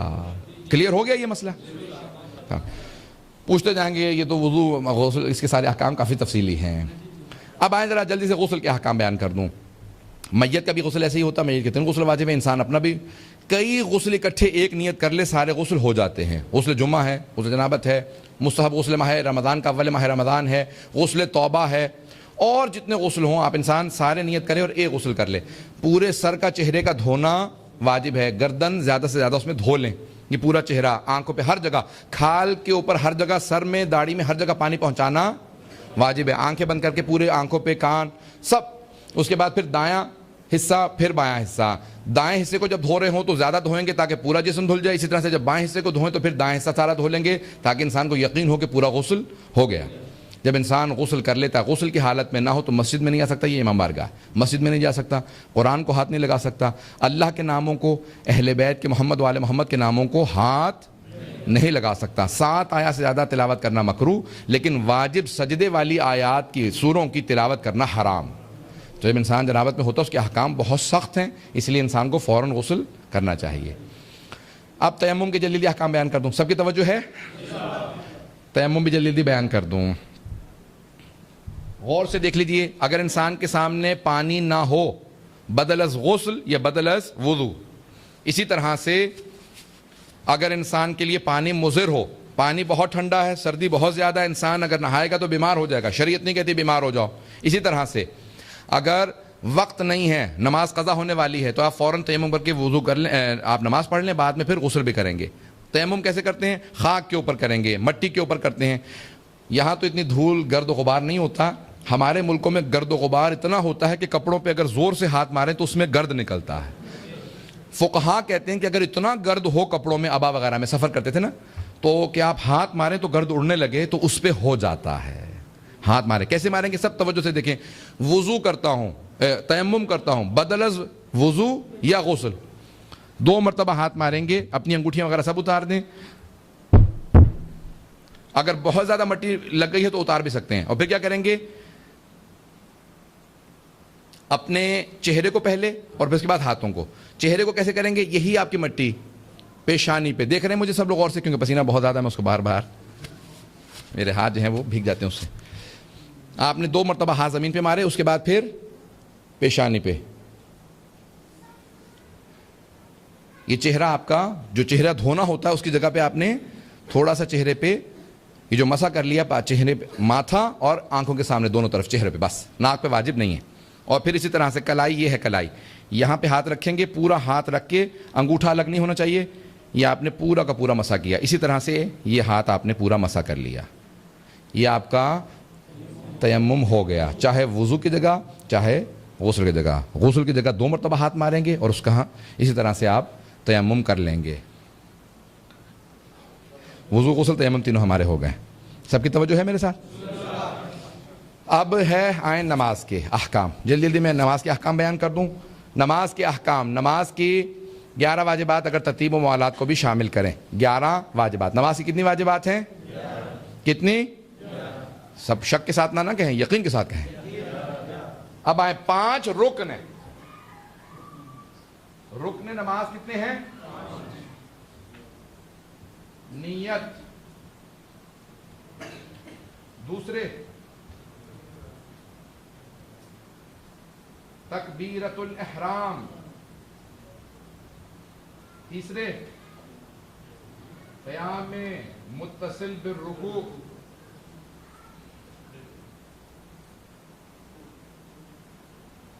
ٹھیک ہے جی. 4 رکوع، 5 سجود یا سجدہ. ٹھیک ہے جی. آپ نماز کے 5 رکن ہیں، رکن اور غیر رکن. نماز کی کتنی واجبات ہیں؟ 11. ان 11 واجبات میں سے 5 رکن ہیں، باقی غیر رکن ہیں. رکن اور غیر رکن میں فرق کیا ہے؟ سب کی توجہ ہے؟ واجبات 11 ہیں لیکن ان میں رکن 5 ہیں. رکن کا مطلب یہ ہوتا ہے کہ غلطی سے یا جان بوجھ کے اگر چھوٹ جائیں تو نماز باطل، نماز چلی گئی، اب آپ کو دوبارہ پڑھنی پڑے گی. غلطی سے بھی اگر چھوٹ جائیں. لیکن جو غیر رکن ہیں، واجب ہیں لیکن رکن نہیں ہے، تو پھر تو اس کے بعد سجدہ صحابہ ہیں، جو بھی احکام ہیں، بہت سے احکام ہیں اس کے، تو پھر بھی نماز ہو جاتی ہے کیونکہ غلطی سے چھوٹ گئے ہیں، لیکن نماز ہو جاتی ہے غلطی سے اگر چھوٹ جائے، کیونکہ وہ واجب ہیں لیکن غلطی سے چھوٹ جائے کوئی حرج نہیں. سب کی توجہ ہے نا؟ لیکن 5 رکن ہیں. رکن یعنی ان کے بغیر نماز نہیں ہوتی، چاہے غلطی سے چھوٹ جائے چاہے جان بوجھ کے. پہلے ہے نیت. ایک آدمی نے فوراً جلدی سے شروع کر اللہ اکبر بسم اللہ الرحمن الرحیم الحمدللہ، اب نماز کے دوران سوچا کون سی نماز پڑھ رہا ہوں، میں ظہر شروع کی ہے، پڑھ چکا تھا، نہیں، کچھ نہیں پتا اسے. اس کی نماز ہو گئی؟ اس کی نماز نہیں ہو رہی. کیوں؟ کیونکہ اس کو پتہ ہی نہیں ہے میں کون سی نماز پڑھ رہا ہوں. انسان کو پتہ ہونا چاہیے میں کون سی نماز پڑھ رہا ہوں، خدا کے لیے پڑھ رہا ہوں. ابھی یہاں سارے لوگ کھڑے ہیں، سارے کے سارے کہیں گے کہ کتنی پیاری نماز ہے، کتنی اچھی قرات ہے. پھر یہ نماز ہو جائے گی؟ نہیں ہوگی. قربتاً اللہ، اللہ کی خوشنودی کی خاطر. سب کی توجہ ہے؟ تو پہلی ہے نیت. نیت اگر خراب ہو تو نماز چلی گئی. شیخ محسن قراتی بہت بڑے ایران کے مفسر قرآن ہیں، مبلغ ہیں. وہ کہتے ہیں کہ میں ایرانی جہاز میں بیٹھا ہوا تھا، 3 گھنٹے گزر گئے، جہاز نہیں اڑ رہا تھا. میں نے اسٹوارڈ کو بلایا، اس کو کہا کہ بھی کیا مصیبت ہے، 3 گھنٹے سے بٹھا رکھا، گرمی ہے، ہم جہاز نے اڑنا نہیں اڑنا. انہوں نے کبھی کسی نے شکایت کی ہے کہ چھوٹا سا نا چوہا نظر آیا جہاز میں. تو انہوں نے کہا بھی اتنا بڑا جہاز ہے، اڑاؤ، چوہا کیا کر لے گا؟ انہوں نے کہا نہیں آقا، وہ چھوٹا سا چوہا ہے، اگر وہ کہیں سسٹم میں گھس گیا تو کوئی تار اس نے کتر دی تو کچھ بھی ہو سکتا ہے، ہوائی جہاز گر جائے، کچھ ہو، رابطہ ٹوٹ جائے گا، ہم نہیں اڑ سکتے. کہنے لگے جیسے اس نے کہا نا چھوٹا سا چوہا ہے، اتنے بڑے جہاز کو گرا بھی سکتا ہے، تباہ بھی کر سکتا ہے، رابطہ بھی منقطع کر سکتا ہے. کہ مجھے فوراً ریاکاری سمجھ میں آئی. پتہ نہیں توجہ ہے یا نہیں. اتنا بڑا عمل ہوتا ہے، اتنی بڑی عبادت ہوتی ہے، اتنی بڑی نماز ہے، چھوٹی سی نیت کے اندر خلفشاری، ریاکاری، دکھاوا، برائی، ساری نماز کھا جاتی ہے. پتہ نہیں توجہ ہے یا نہیں ہے. تو یہ بات کا چھوٹی چھوٹی سی نیتوں کی خرابی انسان کے بڑے بڑے اعمال کھا جاتی ہے، ضائع کر دیتی ہے. اس لیے عمل کی دار و مدار جو ہے نیتوں پہ ہے. پہلی چیز ہے نیت. شیخ صاحب نے واقعہ لکھا ہے کہ ایک آدمی تہجد کی نماز پڑھنے گیا شیراز کی ایک مسجد میں. اتفاقاً کبھی اس نے کہا چلے آج پڑھ لیتا ہوں نماز شب. تہجد کے لیے کیا، اس نے جا کے فوراً نیت باندھی، وضو کیا، آگے گیا، کوئی بھی نہیں تھا مسجد میں. اچانک اس کو محسوس ہوا کہ نہیں، خراٹوں کی آواز آ رہی ہے، پیچھے کو سو رہا، بہت دور سے آواز آ رہی ہے. اب اس نے کہا کہ بھئی یہ جو بھی ہے بندہ، اس نے پورے شیراز میں جا کے بتانا کہ میں تہجد پڑھتا ہوں. تو اس نے کہا پھر میں اونچی آواز سے پڑھوں گا تاکہ پھر لوگوں کو پتہ چلے کہ کتنی اچھی میری نماز ہے. گیا 15 منٹ کے لیے تھا، اس نے کہا میں 1.5 گھنٹے لگا کے تہجد پڑھوں گا. پوری رات پڑھتا رہا، نمازیں پڑھتا رہا. صبح اذان مؤذن آیا، اس نے کہا کہ اب یہ جا رہا ہے، دیکھو تو صحیح کون جا رہا ہے. دیکھا تو ایک جانور تھا، کتا تھا جو وہاں سونے کے لیے آ گیا تھا. اس نے کہا پروردگارا میں نے نماز ضائع بھی کی تو کس کے لیے کی. نیتوں کو کبھی بھی ضائع نہ ہونے دیں، نیت خالص رکھیں. انسان جب آ رہا ہے نا، گھر سے نیت کرتا ہے میں امام بارگاہ جا رہا ہوں، وہیں سے آپ کا ثواب شروع ہو جاتا ہے. اور جتنی خالص نیت ہو، میں مولا حسین کے لیے جا رہا ہوں، میں مولا حسین کے عزاداروں کے لیے جا رہا ہوں، میں امامیہ جا رہا ہوں، وہاں پہ خدمت کروں گا عزاداروں کی. اب ثواب کیا ہوگا اس کا میں اور آپ اندازہ نہیں لگا سکتے. اور خدا نہ خواستہ نیت ہو میں فلاں مومن کیوں اذیت دے کے آؤں گا، میں اس کی تو میں نے تو کچھ بھی نہیں کہا. تو اب جب انسان کی نیت صحیح نہ ہو تو پھر اس کے بعد ثواب نہیں ملے گا، گناہ ملے گا، وہیں سے انسان کے لیے عذاب میں مبتلا ہو جائے گا، یہی انسان کے لیے وبال جان بن جائے گا. اور بات صحیح ہے، میں مولانا سے اتفاق کرتا ہوں. تو عزیزان گرامی، یہ انسان کے لیے عبادات رہیں، یہ عبادات رہیں، یہ وبال جان نہ بنے.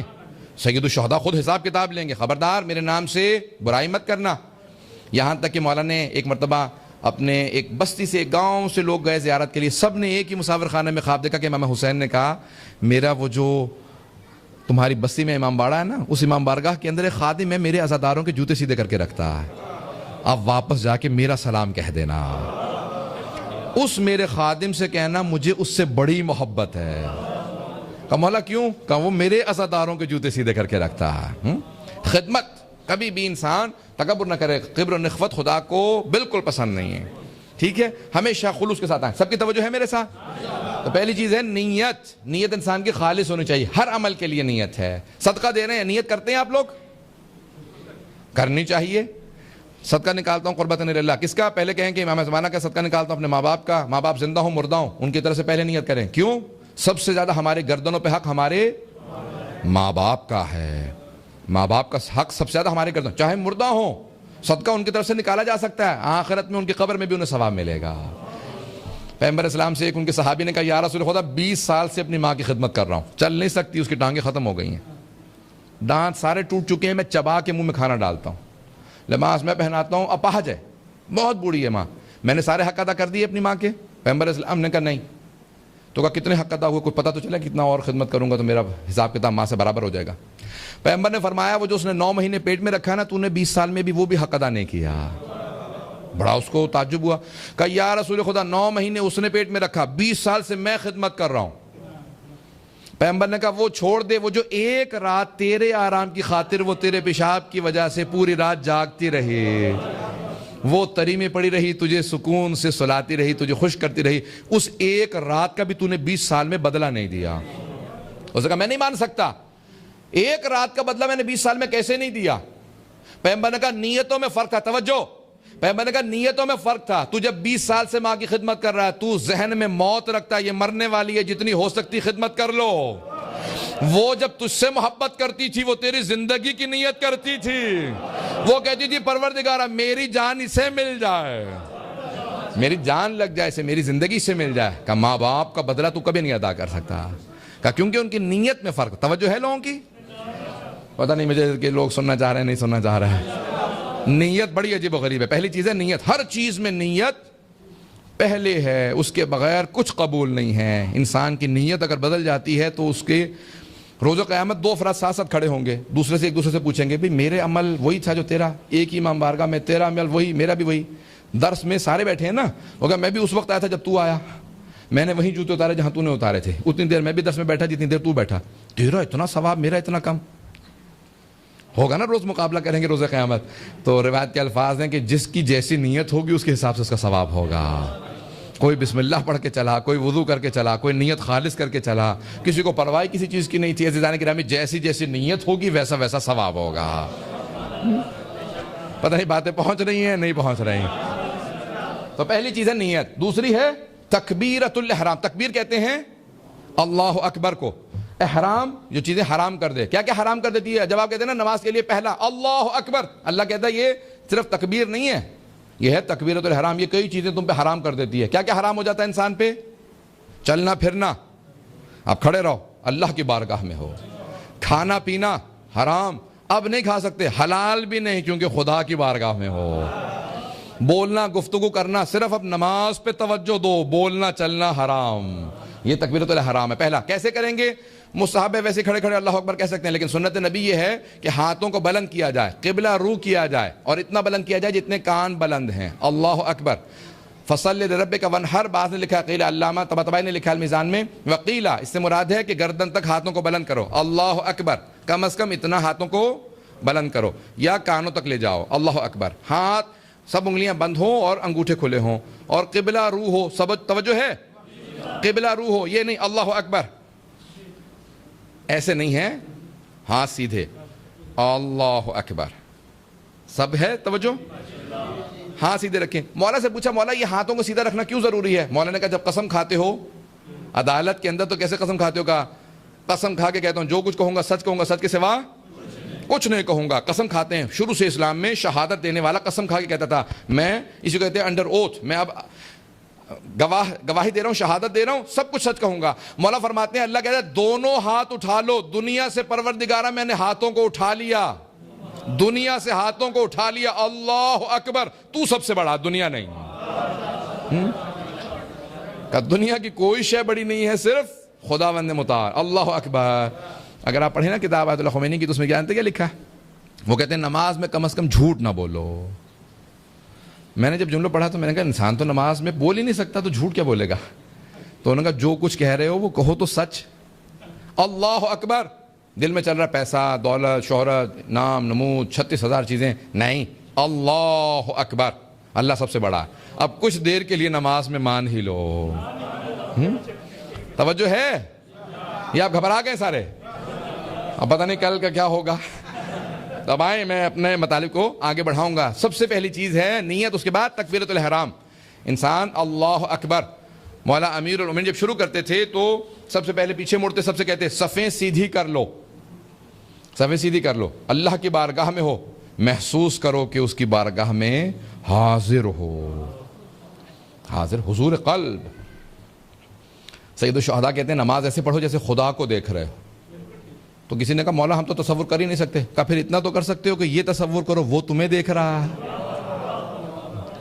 اللہ کو دیکھنا سے مراد جسم نہیں ہے, یعنی رحمت پروردگار, یعنی خدا سے میں معراج میں آیا ہوں, ملاقات میں آیا ہوں, لقاء اللہ ہے نماز. اب اس کی تفصیل میں نہیں جاؤں گا.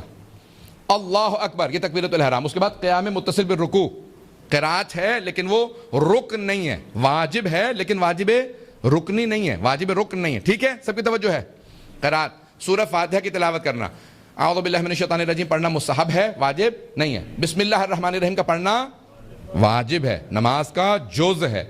صرف و صرف یہ معاویہ نے اسلام میں ایک ایسی نماز رائج کی جس میں بسم اللہ کو نکالا گیا. اور جناب صحیح بخاری کے اندر الفاظ ہیں کہ جناب امیر نے جب پہلی نماز پڑھائی اپنی خلافت کے بعد, ظاہری خلافت کے بعد, تو سارے صحابہ نے کہا کہ آج ہم نے پہلی مرتبہ پیغمبر کے بعد وہ نماز پڑھی ہے جو پیغمبر پڑھتے تھے. آج وہ دوبارہ ہم نے نماز پڑھی ہے جو پیغمبر پڑھتے تھے. تو اب جناب ختمی مرتبت والی نماز وہی ہے کہ اس میں بسم اللہ بھی ہو. بسم اللہ الرحمن الرحیم, آپ نے نماز شروع کی تکبیرۃ الحرام, اس کے بعد کہیں بسم اللہ الرحمن الرحیم. فجر میں مغرب اور عشاء میں پہلی 2 رکعت میں اونچی آواز سے نماز کا, پہلی 2 رکعت فاتحہ اور دوسرا سورہ اونچی آواز سے پڑھنا بالجہر. کیسے کہ انسان جو قریب میں ہو سن سکے. بسم اللہ الرحمن الرحیم الحمدللہ رب العالمین, یعنی اونچی آواز سے. ایک ہوتا ہے نا سرگوشی, وسپر کرنا, بسم اللہ الرحمن الرحیم. ظہر و عصر میں بسم اللہ کو اونچی آواز سے پڑھنا واجب ہے, مومن کی علامات میں سے. 5 ہیں مومن کی علامات. کیا کیا ہیں 5 علامات؟ الجہر بسم اللہ الرحمن الرحیم, ہمیشہ بسم اللہ کو اونچی آواز سے پڑھتا ہے مومن. تختم بالیمین, دائیں ہاتھ میں انگوٹھی ضرور ہوگی. زیارت الاربعین, سید الشہداء کی 40 پہ نہ بھی جا سکے تو دور سے بھی زیارت ضرور پڑھے گا. الصلاۃ 51, 51 رکعت دن میں نماز پڑھے گا. نہ بھی پڑھ سکے تو چلیں کبھی کبھی پڑھیں. اور التعفیر بالجبین, خاک کربلا کے اوپر سجدہ بجا لائے گا. خاک کربلا پہ سید الشہداء کی قبر کی مٹی سے سب سے پہلے سجدگاہ امام سجاد نے بنائی تھی, اس کے بعد پھر علامت بن گیا. یہ 11ویں امام کی حدیث ہے, وقت نہیں ہے.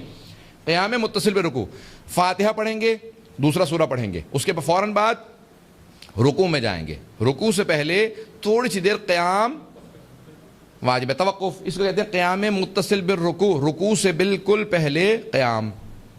یعنی انسان نے بسم اللہ الرحمن الرحیم قل هو اللہ احد اللہ الصمد لم یلد ولم یولد ولم یکن له کفوا احد کذالک اللہ اکبر. ایک لحظے کا صرف قیام, فوراً رکوع میں چلے جائیں. ایک لحظے کا قیام ہے قیام متصل بالرکوع. تھوڑی سی دیر سکون میں کھڑے رہیں, ٹھیک ہے, رکوع میں جائیں.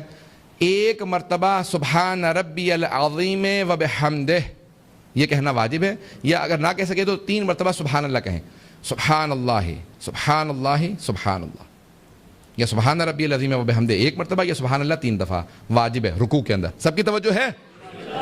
تو 3 مرتبہ رکوع کے اندر آپ کہیں گے. رکوع واجب ہے. رکوع کے اندر 1 مرتبہ پہنچ جانا. ذکر اگر نہیں بھی کر سکا تو پہنچنا رکوع میں اور واپس آ جانا, یہ ہے رکن.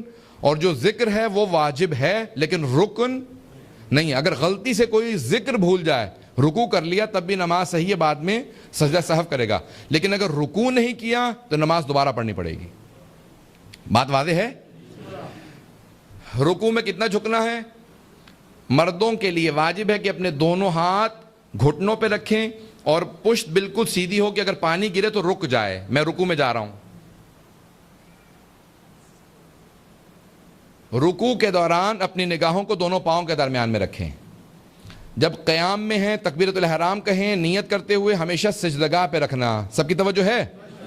ہر جگہ پہ مستحب معصوم نے بتایا کہ کب کس چیز کو دیکھیں. نیت کرتے ہوئے تکبیرۃ الحرام, قرات کرتے ہوئے سجدگاہ کو دیکھیں گے, رکوع میں دونوں پاؤں کے درمیان میں. جب کھڑے ہو جائیں پھر دوبارہ سجدگاہ کو، سجدے میں جائیں گے تو آنکھیں بند بھی کر سکتے ہیں، معصوم نے اجازت دی ہے، یا پھر ناک کے کونے کو دیکھنا مستحب ہے سجدے کے دوران، اور جب تشہد اور سلام پڑھیں گے تو دامن میں دیکھنا، اپنے جھولی میں دیکھنا۔ پوچھا معصوم سے کیوں؟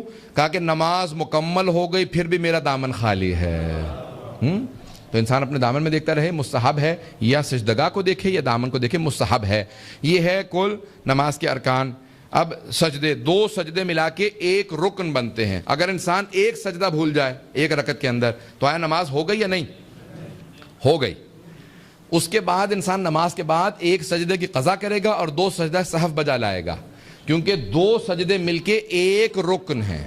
اگر انسان نے 2 الگ الگ رکعتوں میں 2 الگ الگ سجدے چھوڑ دیے تو اب اس کی نماز باطل ہے، کیونکہ اب اس کے پورا ایک رکن اس سے چھوٹ گیا ہے۔ بات واضح ہے؟ 2 سجدے مل کے ایک رکن بنتے ہیں۔ سب کی توجہ ہے؟ مجھے نہیں معلوم کتنے لوگ میرے ساتھ ہیں ابھی۔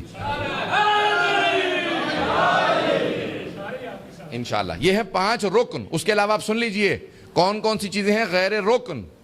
قراءت، جب سیدھے کھڑے ہوتے ہیں قراءت، وہ چھٹا قراءت، ٹھیک ہے، رکن نہیں ہے لیکن واجب ہے۔ اب آپ نماز جماعت میں شریک ہو رہے ہیں، سب کی توجہ ہے؟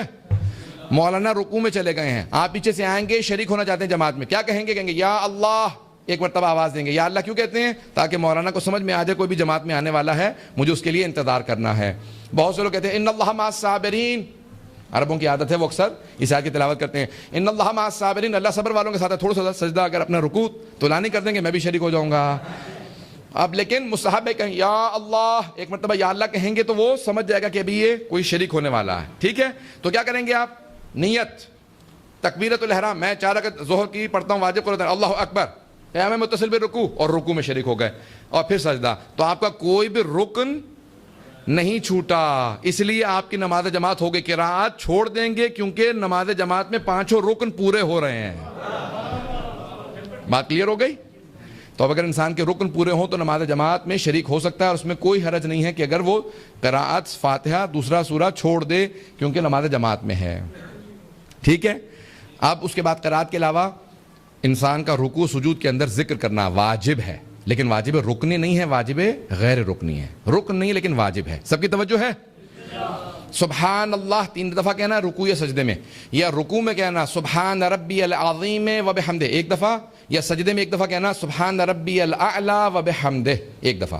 صلوات کا پڑھنا مستحب ہے، محمد وعلی محمد پہ صلوات کا پڑھنا رکوع و سجدے میں مستحب ہے، ٹھیک ہے؟ اور پھر اس کے بعد جو واجب آ جاتی ہے وہ ہے ذکر کے علاوہ تیسری اور چوتھی رکعت کے اندر تسبیحات اربع کا پڑھنا۔ تسبیحات اربع، 4 تسبیحات جن کو تسبیحات اربع کہا جاتا ہے، سبحان اللہ والحمد للہ ولا الہ الا اللہ واللہ اکبر، یا سورہ فاتحہ کا، دونوں میں سے کوئی ایک پڑھ لیں۔ 3 مرتبہ تسبیحات اربع یا 1 دفعہ سورہ فاتحہ، ٹھیک ہے؟ دونوں میں، لیکن افضل تسبیحات اربع ہیں۔ یہ ہو گیا۔ اور پھر ہے تشہد، دوسری اور آخری رکعت میں تشہد کا پڑھنا، اشہد ان لا الہ الا اللہ وحدہ لا شریک لہ واشہد ان محمدا عبدہ ورسولہ اللہم صلی علی محمد وعلی محمد۔ صلوات کا تشہد میں پڑھنا واجب ہے، شیعہ سنی سب فقہ کے اندر۔ یہ کم از کم آپ کے لیے جو رکوع سجود تشہد اور سلام، السلام علیکم ورحمۃ اللہ وبرکاتہ، ایک سلام کا واجب ہے، اور مستحب اور بھی ہیں۔ السلام علیکہ ایھا النبی ورحمۃ اللہ وبرکاتہ پہلے کہیں گے، السلام علینا وعلی عباد اللہ الصالحین، السلام علیکم ورحمۃ اللہ وبرکاتہ، یہ سلام۔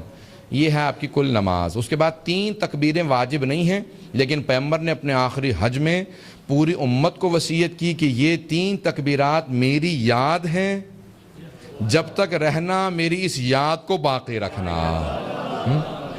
جب سلام دے دو تو اس کے بعد 3 تکبیرات یہ میری یاد ہیں، پیغمبر کی سنت ہے۔ رسول خدا ہمیشہ جب نماز مکمل کرتے السلام علیکم ورحمۃ اللہ وبرکاتہ کہتے تھے اللہ اکبر اللہ اکبر اللہ اکبر، اور پھر اس کے بعد صلوات پڑھنا پیغمبر اور اس کے بعد، کیونکہ ہم 3 تکبیریں پیغمبر کی یاد میں کہتے ہیں، اس لیے اس کے بعد صلوات پیغمبر پہ بھیجتے ہیں۔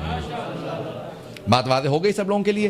اب یہ یاد رسول خدا ہے، اس لیے ہم یہ 3 تکبیرات بالکل ترک نہیں کرتے۔ پیغمبر نے بہت زیادہ تاکید کی۔ قنوت سنت مؤکدہ ہے، واجب نہیں ہے، واجب نہیں ہے لیکن سنت مؤکدہ، پیغمبر نے بہت زیادہ تاکید کی ہے، ائمہ علیہ السلام نے بہت زیادہ تاکید کی ہے۔ کیوں؟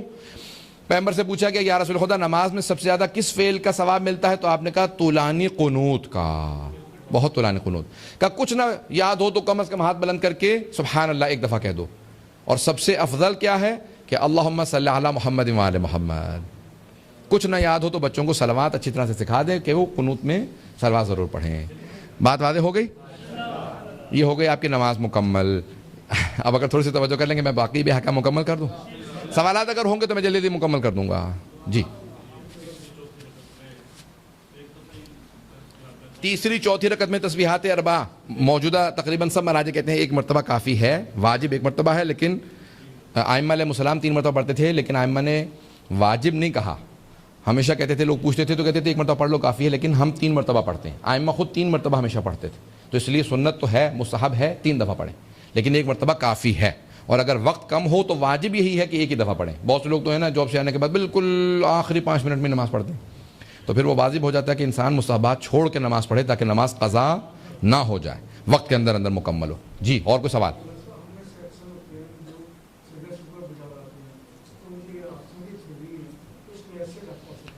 سجدہ شکر کیسے بجانا ہے؟ علیہ السلام پیغمبر اسلام ہمیشہ سجدہ شکر طولانی ہے. میں جلدی آپ کو خلاصہ کر کے طولانی اور مختصر دونوں بتا دیتا ہوں. اگر کہیں کچھ نہ کر سکیں تو فوراً سجدے میں جائیں اور 3 مرتبہ کہیں شکرن للہ, شکرن للہ, پروردگارہ تیرا شکر, تو نے توفیق دی نماز مکمل کر لی. میں ایک دو اور باتیں جلدی کہہ دوں. جناب امیر سے سوال کیا کہ یا علی, نماز دین کا ستون ہے, الصلاۃ معراج المومن, نماز مومن کی معراج ہے, نماز کی معراج سجدہ ہے, تو سجدے سے اٹھ کے ہم استغفر اللہ ربی واتوب الیہ کیوں کہتے ہیں؟ توجہ ہے؟ آپ سجدے میں گئے, اس کے بعد کہا اللہ اکبر استغفر اللہ ربی واتوب الیہ. جب سب سے اللہ کا قرب سجدے میں ہوتا ہے تو اس کے بعد استغفار کیوں کہتے ہیں؟ مولا نے کہا اس لیے استغفار کہتے ہیں کہ پروردگارہ میں سجدے سے باہر آ گیا, استغفر اللہ ربی واتوب الیہ, اللہ اکبر, پھر سجدے میں جا رہا ہوں. کہا سجدے سے کیونکہ اٹھ گیا تھا اس لیے استغفار کیا, پھر واپس جانا مستحب ہے. اب آپ جب سجدہ شکر کریں تو شکر للہ 3 دفعہ مستحب ہے. تفصیلی سجدہ شکر اب سن لیجئے جو ائمہ علیہ السلام بجا لاتے تھے. مستحب یہ ہے کہ سجدے میں 7 ارکان, جب آپ سجدے میں ہوتے ہیں تو 7 اعضاء کا زمین پہ ہونا واجب ہے. کون کون سے 7 اعضاء؟ دونوں ہتھیلیاں, دونوں گھٹنے اور دونوں پاؤں کی انگلیاں, ان کو فولڈ نہیں کریں گے, سیدھا رکھیں گے, ٹھیک ہے, پاؤں کی انگلیاں اور پیشانی. اسی لیے واجب ہے جب انسان مر جاتا ہے تو غسل کے بعد اسے حنوط دیا جائے. حنوط کافور سے دیا جاتا ہے مردے کو, وہی جو 7 ارکان سجدے کے ہیں انہی پہ حنوط ملا جاتا ہے, پیشانی پہ, ہتھیلیوں پہ, دونوں گھٹنوں پہ اور دونوں پاؤں پہ. یہ حنوط بھی واجب ہے. اور مستحب یہ ہے کہ میت کی پیشانی پہ کافور کے ساتھ تھوڑی سی خاک شفا بھی ڈال دی جائے. سجدہ شکر کے اندر مستحب یہ ہے کہ انسان اپنے سارے اعضاء کو زمین پہ ایسے رکھے جیسے اس کے کوہنیاں بھی اور سب کچھ زمین پہ آ جائے, اس کا سینہ اگر زمین سے قریب ہو. جیسے نارمل سجدہ ہوتا ہے ویسا نہیں ہے, بلکہ بالکل انسان زمین پہ ایسے پڑ جائے, ناک بھی زمین پہ ہو, پیشانی بھی. 100 دفعہ یا 300 دفعہ العفو یا عفواً عفواً 100 دفعہ کہنا پہلے پیشانی پہ. پھر اس کے بعد دائیں رخسار کو رکھیں گے یا اللہ ہو یا ربا ہو یا سیدہ ہو 3 دفعہ. پھر 3 دفعہ بائیں رخسار کو رکھیں گے خاک شفا پہ یا سجدگاہ پہ, کہیں گے یا اللہ ہو یا ربا ہو یا سیدہ ہو. پھر پیشانی رکھیں گے, کہیں گے یا اللہ ہو یا ربا ہو یا سیدہ ہو 3 دفعہ. پھر کہیں گے 100 دفعہ یا 3 دفعہ شکرا للہ. پھر یہ دعا پڑھیں گے رب انی ظلمت نفسی فاغفر لی فانہ لا یغفر الذنوب غیرک یا مولا. یہ لکھ کے دے دوں گا 3 دفعہ, اور یہ ہو گیا آپ کا سجدہ شکر. 14 دفعہ ایک سانس میں یا وہاب پڑھنا مستحب ہے. انسان کبھی کسی کا محتاج نہیں ہوتا, ہمیشہ مستغنی رہتا ہے.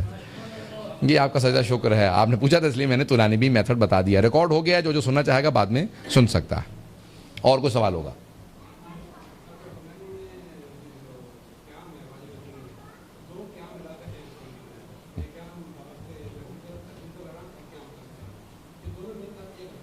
ہاں, آپ اگر یعنی آپ کے دیکھیں نیت میں سکون ہونا چاہیے. زمین سے کھڑے ہوتے ہوتے نیت نہیں کر سکتے. کھڑے ہوں تو اس وقت بھی قیام کی حالت میں ہوں, سکون میں ہوں, نیت کریں. تکبیرۃ الاحرام کہتے ہوئے بھی سکون ہونا چاہیے, ہلتے جلتے اللہ اکبر نہیں کہہ سکتے. سکون میں پورا جسم اللہ اکبر, صرف اور صرف ہاتھوں میں حرکت ہو, باقی پورا جسم رکا ہوا ہو. اسی طرح سے رکوع میں جانے سے پہلے بھی ایک قیام واجب ہے. رکوع کے بعد بھی دوبارہ قیام کرنا, پھر سجدے میں جانا واجب ہے. مرحوم آیت اللہ گل پاکہ نے جب نماز پڑھا رہے ہوتے تھے وہ اٹھتے تھے, ان کے وہ 90 برس سے زیادہ تھے تو کمر ان کی بہت جھک گئی تھی، تو وہ سیدھے ہوتے تھے کہ سمع اللہ لمن، سیدھے کرتے رہتے تھے جب تک کہ پورا سیدھے نہیں کھڑے ہو جاتے، سمع اللہ لمن حمدہ، جب ان کو یقین ہو جاتا تھا میں پورا سیدھا کھڑا ہوں پھر جاتے تھے سجدے میں. ایسا نہ ہو کہ سب کی نمازیں میری گردن پہ ہوں. 90-94 برس کے تھے تب بھی پوری نماز کے اندر اتنی دقت کرنا. نماز خواتین کے لیے تو احکام اتنے سخت نہیں، مرد کے لیے یہاں تک ہے کہ اگر ڈوب کے مر رہے ہو تو اشارے سے کیسے نماز پڑھے. ڈوبتے ہوئے بھی مرد کو چھوٹ نہیں ہے نماز کی. اگر جل کے مر رہا ہو، جانتا نماز میری قضا سر پہ ہے، تو کیسے نماز پڑھے؟ ڈوبتے ہوئے کیسے پڑھے؟ جلتے ہوئے کیسے پڑھے؟ قیامت کے آثار دیکھ رہا ہو تو کیسے نماز پڑھے؟ مردوں کے لیے کہیں چھوٹ نہیں ہے. واحد چیز ہے کہ نماز کہیں اس کی چھوٹ نہیں ہے. اور ہم سب زیادہ جو ہے وہ تساہل نماز میں کر جاتے ہیں، خدا نخواستہ.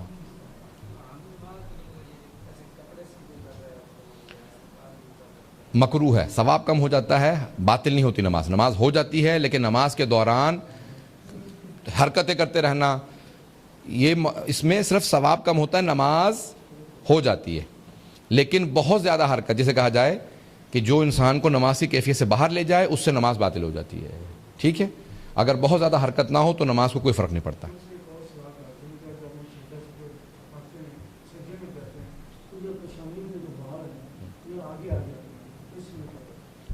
دیکھیں انسان کے بال پیشانی پہ نہیں ہونے چاہیے. سجدے میں جائیں تو انسان کی پیشانی کے بال پیشانی پہ نہیں ہوں، سر کے بال جو ہیں وہ ماتھے پہ نہیں آنے چاہیے، وائلہ پھر سجدہ نہیں ہوتا.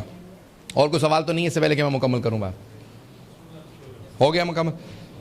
آئیں عزیزان گرامی، نماز کی احکام ہیں. نماز کی جناب سید الشہداء آخری مرتبہ جب جناب زینب کبریٰ کو وصیت بھی کرتے ہیں تو کہتے ہیں کہ یا زینب لا تنسینی من صلاۃ اللیل بصلاۃ اللیل، مجھے نماز شب میں مت بھلائیے گا.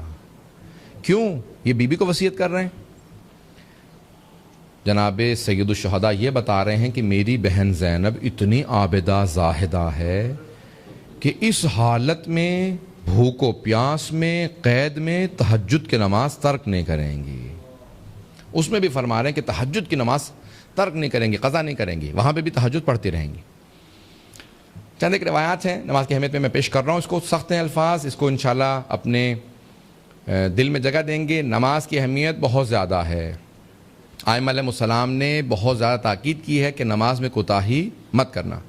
اگر کبھی کوئی آدمی تارک الصلاۃ رہا وہ توبہ کرے. تارک الصلاۃ گناہان کبیرہ میں اپنی بیٹیوں کو مت بیاہ ہو اس سے جو تارک الصلاۃ ہو، شارب الخمور ہو، جو جواری ہو، شرابی ہو، یا تارک الصلاۃ، یعنی ساری صفات ایک میں نہیں، ان میں سے کوئی ایک ہو، ان کو رشتے مت دو. تو بے انتہا سخت احکام ہے تارک الصلاۃ کے. نماز ترک کرنے والا، نماز کی کوئی اہمیت نہیں ہے. جو نماز نہیں پڑھتا گنہگار ہے، لیکن جو آدمی کہتا ہو نماز ہے ہی نہیں، میں مانتا ہی نہیں ہوں، وہ دین سے خارج ہے. ضروریات دین میں سے نماز کے احکام بہت سخت ہیں. ائمہ علیہ السلام نے بہت سختی سے کہا کہ خبردار ہمارا کوئی ماننے والا نماز کو سبک نہ لے، اس کو کم نہ سمجھے، ہلکا نہ سمجھے. اس کی بے انتہا تاکید ہے. سب کی توجہ ہے؟ اب 2-4 سخت باتیں بھی سن لیجئے، اس کے بعد پھر انشاءاللہ میں مکمل کر دوں گا موضوع. نماز سے متعلق ائمہ علیہ السلام نے بے انتہا تاکید کی ہے. کہا کہ اگر ہمارے شیعوں کو پہچاننا چاہتے ہو تو اول وقت نماز میں پہچاننا. ہمارے شیعہ اول وقت نماز پہ پہچانے جائیں گے. ہمارے شیعوں کو پہچاننا ہو تو ان کے پیشانی کے سجدے کے نشان سے پہچاننا، ان کے امانت سے پہچاننا، امانت داری سے، دیانت داری سے پہچاننا، امین ہوں گے. شیعوں کو پہچاننا ہو تو دیکھنا کہ کبھی بھی کسی کے ساتھ خیانت نہیں کریں گے. یہ چھوٹی چھوٹی چیزیں ہیں لیکن اپنے پلے سے باندھ لیں. اور جتنا ہو سکے کبھی انسان ان عبادات کے اندر کوتاہی نہ کرے. جناب سید الشہداء روز عاشور جب نماز کے لیے قیام کر رہے ہیں، ایک صحابی نے کہا کہ مولا آپ ابھی نماز شروع کریں گے، اس سے پہلے مجھے اجازت دیجئے، میں آپ پہ قربان ہونا چاہتا ہوں. جناب سعید 90 برس سے زیادہ سن ہے. بہت علماء نے لکھا کہ یہ سب سے بوڑھے شہید کربلا ہیں. 97 برس شاید بعض نے لکھا ہے، 97 ایج. کہا یبن رسول اللہ مجھے اجازت دیجیے کہ میں آپ پہ قربان ہو جاؤں. مولا نے کہا آپ سے چلا تو جا نہیں رہا، بہت بوڑھے ہیں، بہت بوڑھے ہو گئے تھے، بزرگ تھے، چلا نہیں جا رہا تھا. انہوں نے کہا نہیں میں بوڑھا نہیں ہوں، میں 3 پٹیاں ساتھ لے کے آیا ہوں. ایک پٹی انہوں نے کمر پہ باندھی کا کمر سیدھی کرنے کے لیے، دوسری اپنی بھووں پہ باندھی تاکہ آنکھیں کھلی رہیں, اور تیسری پٹی کا جب مجھے گھوڑے پہ سوار کر دیں گے نا, میں دونوں پاؤں پہ پٹی باندھ لوں گا تاکہ میں گھوڑے سے گر نہ جاؤں, میں مقابلہ کروں گا. ایسے ایسے اصحاب ہیں جو بہت بزرگ ہیں. مولا نے کہا کہ ٹھیک ہے آپ چل نہیں سکتے, جب میں نماز پڑھوں گا تو میری نماز کے دوران آپ حفاظت کیجئے گا. سنیں گے اس کو, اب روایت کو. جناب سید الشہداء نے اشارہ کیا, کہا کہ میری نماز کا وقت ہے. ظہر کا وقت آیا, سارے اصحاب مولا کے سامنے کھڑے ہو گئے, چاروں طرف کھڑے ہو گئے تاکہ مولا کو کوئی تیر نہ لگے. ان میں ایک بہت ضعیف العمر ہیں. ایک مرتبہ سامنے سے تیر چلا, انہوں نے اپنے دونوں ہاتھ کمر پہ رکھے تھے تاکہ کمر کو سیدھا کر لیں. کمر جھکی ہوئی تھی, بوڑھے تھے, بہت ضعیف العمر تھے. دونوں ہاتھ کمر پہ رکھے, کمر کو سیدھا کیا, آگے بڑھے, تیر سینے میں لیا. جب تیر ان کے سینے میں لگا نا تو ان کے لب کانپنے لگے, تکلیف ہونے لگی, خون بہہ رہا تھا. تو ایک مرتبہ دوسرا تیر آتا دیکھا, وہ بھی انہوں نے سینے میں لیا. ایک اور تیر آیا, وہ ان کی گردن میں لگا. انسان جب دعا مانگتا ہے نا تو ہاتھ بلند کر کے دعا مانگتا ہے. ان کے دونوں ہاتھ کمر پہ تھے, وہ اپنے ہاتھ نہیں ہٹا رہے تھے, نگاہوں کو بلند کیا, کہا پروردگارہ بس مجھے اتنی طاقت دے دے تیرے حسین کی نماز مکمل ہو جائے, میں تب تک کھڑا رہوں جب تک امام حسین کی نماز چل رہی ہے. ایک مرتبہ ان کے پیٹ میں تیر لگا, تیر چلتے رہے, 13 تیر ان کے جسم میں لگے. جیسی آواز آئی نا, السلام علیکم ورحمۃ اللہ وبرکاتہ, یعنی امام حسین کی نماز مکمل ہو گئی, تو انہوں نے اپنا دم توڑ دیا. جیسی گرنے لگے, روایت کے الفاظ ہیں سید الشہداء بہت تیزی سے آگے بڑھے, انہیں گرنے نہیں دیا.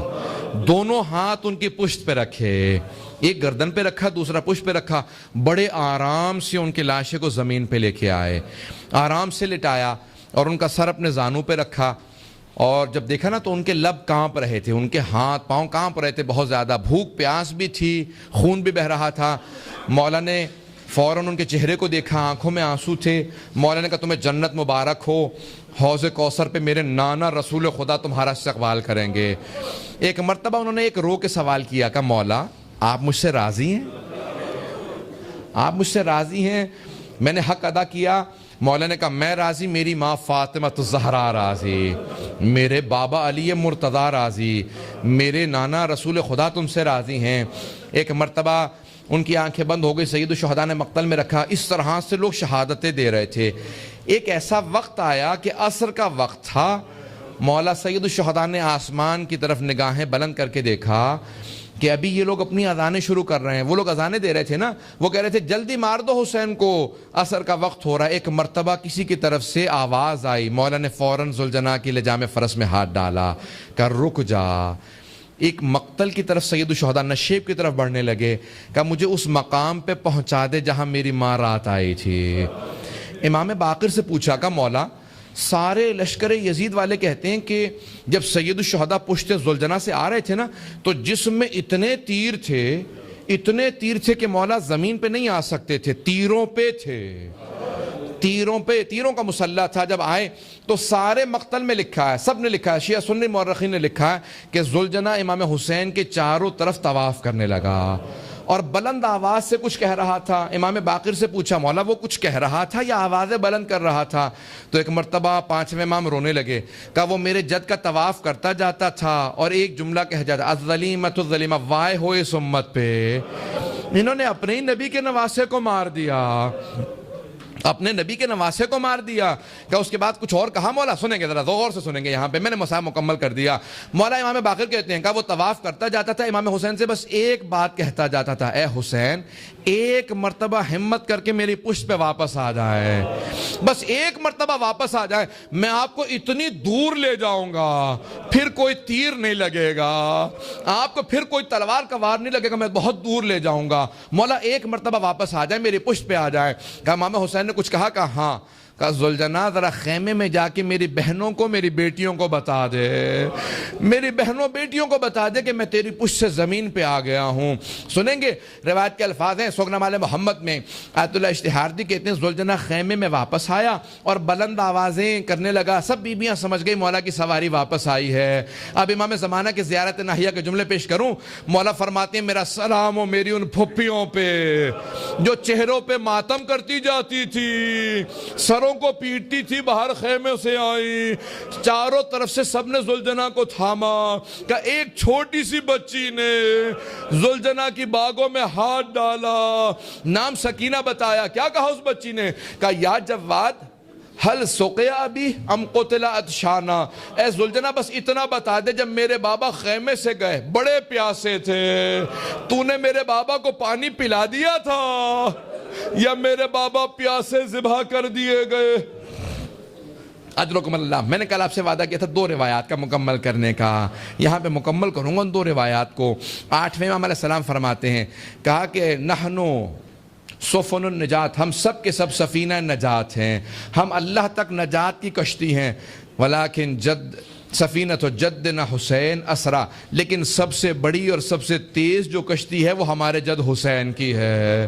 کہ روز قیامت جنت کے سارے دروازے کھلے ہوں گے، لیکن جس دروازے پہ لکھا ہوگا نا باب الحسین، یہاں سے حسین ہی جا سکتے ہیں، کہ اس دروازے پہ امام حسین خود کھڑے ہوں گے، کہ جس کو میں کہوں گا وہ حسینی ہے وہ آ سکتا ہے، کوئی شرط نہیں ہے، بس میں پاس کروں یہ حسینی ہے۔ امام رضا علیہ السلام کہتے ہیں کہ جس کو میرے جد حسین کہیں گے پروردگارہ یہ میرا ہے، وہ جا سکے گا، یہ میرا ہے۔ ایک مرتبہ سب کہیں مولا حسین ہم آپ کے ہیں، ہم آپ کے ہیں، آپ ہمیں قبول کریں۔ آج شب جمعہ ہے، جب شب جمعہ گزر کے جمعہ ہے، یہ وقت امام زمانہ کا وقت ہے، مغرب سے پہلے کا وقت، دعائے سماعت کا وقت ہے، اور یہ استجابت دعا کا وقت ہے۔ عین مغرب سے 15-20 منٹ پہلے کا وقت ہے، جس کو کہا جاتا ہے یہ استجابت دعا کا وقت ہے، امام زمانہ سے توسل کا وقت ہے۔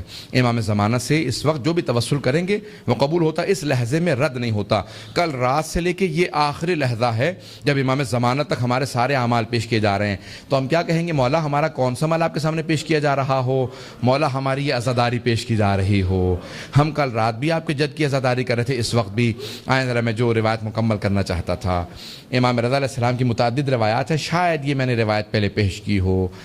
عزیزان گرامی، میں صرف ابھی چند گھنٹے آپ کے سامنے میں نے مطالب پیش کیا نا، 1-1.5 گھنٹہ 1.25 گھنٹے بولا ہوں۔ عزیزان گرامی، تو مجھے محسوس ہو رہا ہے جیسے خستگی ہو گئی ہے، میں تھک گیا ہوں۔ پانی موجود ہے، ہر چیز موجود ہے، پنکھا موجود ہے، سایہ موجود ہے، اور مجھے سب کا یقین ہے یہ سارے میرے اپنے ہیں، لیکن نرغائے آدھا ہو، بھوک پیاس ہو، غیروں کا مجمع ہو، چاروں طرف سے تیر آ رہے ہوں، تلواروں کے وار ہو رہے ہوں، امام زمانہ کہتے ہیں میرا سلام ہو میرے جد حسین کے کٹے گلے پہ، اس پہلو پہ جس پہ حسین نے برچھی ماری تھی، جب کسی نے گرز مارا، کسی نے برچھی ماری، کا اس پیشانی پہ سلام جہاں پتھر لگا تھا، سلام ہو۔ آئیں ذرا وہ جو جملہ میں نے کہا نا 8ویں امام کی روایت کو، یہ ایام 8ویں امام علیہ السلام کے ایام ہیں، صرف ایک روایت پیش کروں گا، آخر میں دعا کرا دوں گا۔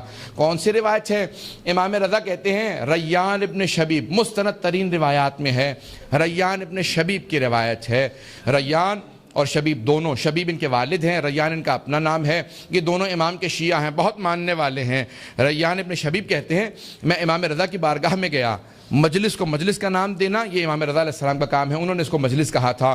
کہ امام کی بارگاہ میں گیا، دیکھا امام کے آنسو ایسے بہ رہے ہیں کہ پوری ریش مبارک تر ہے، جیسے پانی بہ رہا ہوتا۔ میں نے کہا مولا کیا بات ہے، کبھی زندگی میں آپ کو اتنا غمگین نہیں دیکھا، ایسے روتے نہیں دیکھا۔ کہا کہ ریان یہ ابن شبیب شبیب کے بیٹے، تمہیں نہیں معلوم آج عاشورے کا دن ہے، آج عاشورے کا دن ہے۔ تو ریان ابن شبیب بھی رونے لگے، کہا مولا حکومت اعلان نہیں کرتی، حسین کی شہادت کو چھپاتی رہتی ہے، ہمیں پتہ نہیں چلا۔ مولا نے کہا بیٹھ جا میں تجھے بتاتا ہوں، روایت بہت طولانی ہے، مجھے صرف 2 جملے پیش کرنے ہیں، 2 جملے پیش کروں گا۔ میں نے ساری یہ تمہید باندھی پچھلی ان 2 جملوں کے لیے۔ علماء نے بہت بحث کی ہے کہ مولا کی یہ روایت مستند ترین روایات میں ہے، بڑے بڑے علماء نے اس روایت کو لکھا ہے اور میں پیش کر رہا ہوں۔ سب علماء نے کہا روایت کے الفاظ میں کوئی شک نہیں ہے، مستند روایت ہے، طولانی روایت ہے، مجھے آخر کے 2 جملے مصحف کے پیش کرنے ہیں۔ امام نے پہلے کہا یبن شبیب، اے شبیب کے بیٹے، ان کنتا باکین علی شیئن فبکی للحسینہ، اے شبیب کے بیٹے اگر کبھی بھی رونا آ رہا ہو تو میرے جد حسین پہ رونا۔ میرے جد حسین پہ رونا، کبھی اپنے مسائب پہ رونا آ رہا ہوں، میرے جد حسین پہ رونا کیوں؟ کہا میری پھپھیاں جب بھی روتی تھی نا انہیں تازیانے مارے جاتے تھے، چپ ہو جاؤ رونے کی اجازت نہیں ہے۔ کہا شبیب کے بیٹے تم پہ پابندی تو نہیں نہ ہے، آپ پہ کوئی پابندی تو نہیں ہے رونے پہ؟ مولا رضا کہتے ہیں کہا کہ میری پھپھیوں کو رونے نہیں دیا جاتا تھا۔ کہا اچھا مولا، کہا ہاں رونے نہیں دیا جاتا تھا۔ کہا شبیب کے بیٹے جب بھی رونا ہے میرے جد حسین کو رونا۔ کہا انہو قتلا، ان کو اس طرح سے ذبح کیا گیا کل کبش، جیسے کہ ایک گوسفند کو ذبح کیا جاتا ہے، جیسے ایک بھیڑ کو ذبح کیا جاتا ہے۔ مولا یہ بھیڑ کو ذبح کیا جاتا ہے، روایت مستند ہے، میں نے آپ سے پہلے کہہ دیا۔ مولا یہ بھیڑ کی مثال کیوں دی آپ نے؟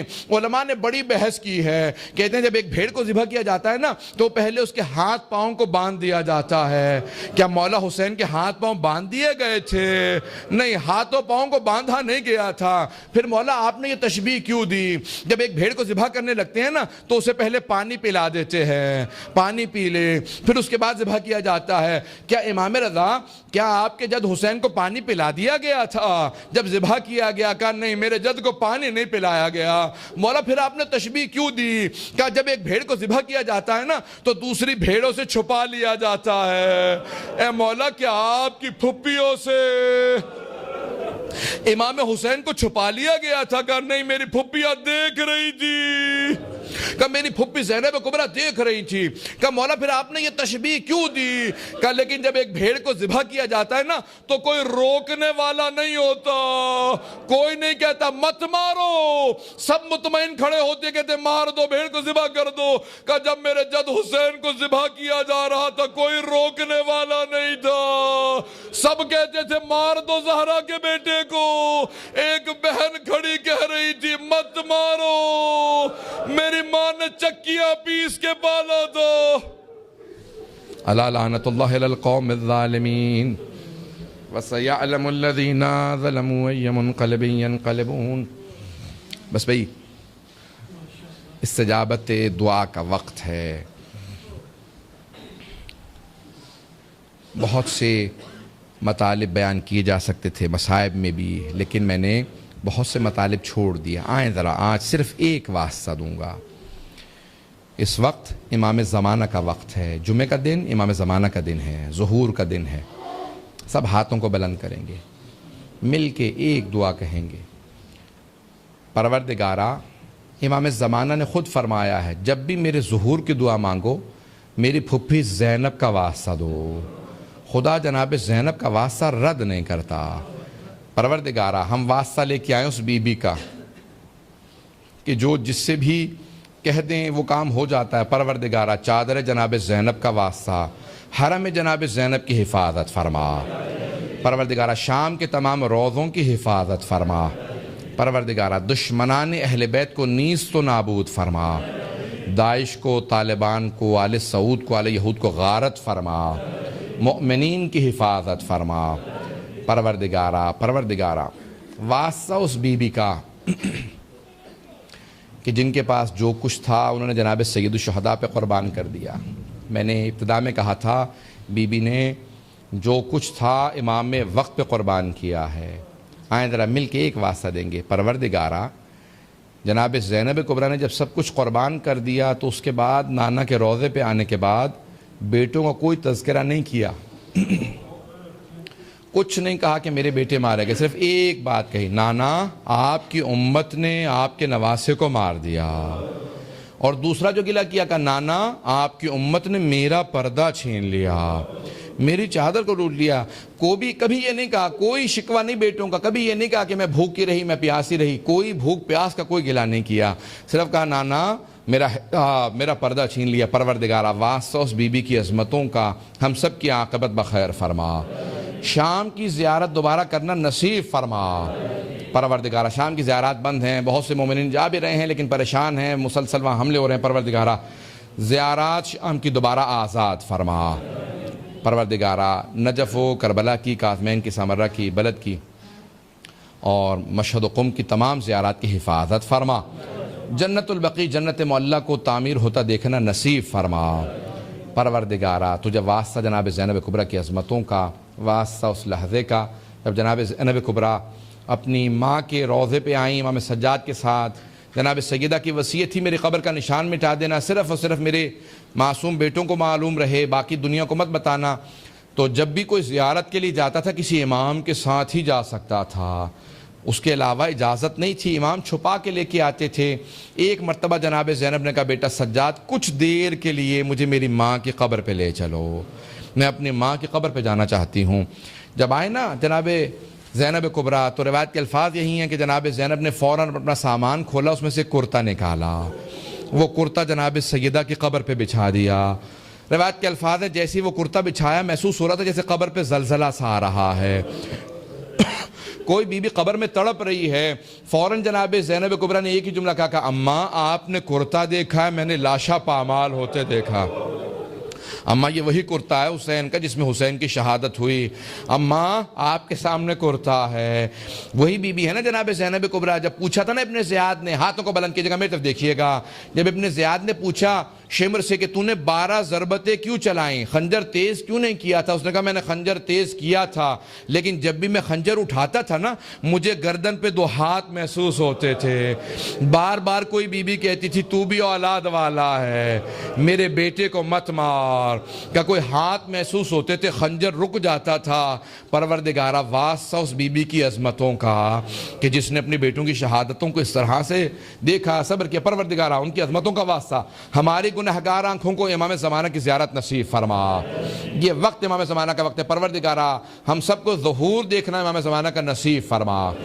پروردگارہ اس امام کو ترقی عنایت فرما، خدمت کرنے والے کو توفیقات میں اضافہ فرما، ہم سب کی عاقبت بخیر فرما۔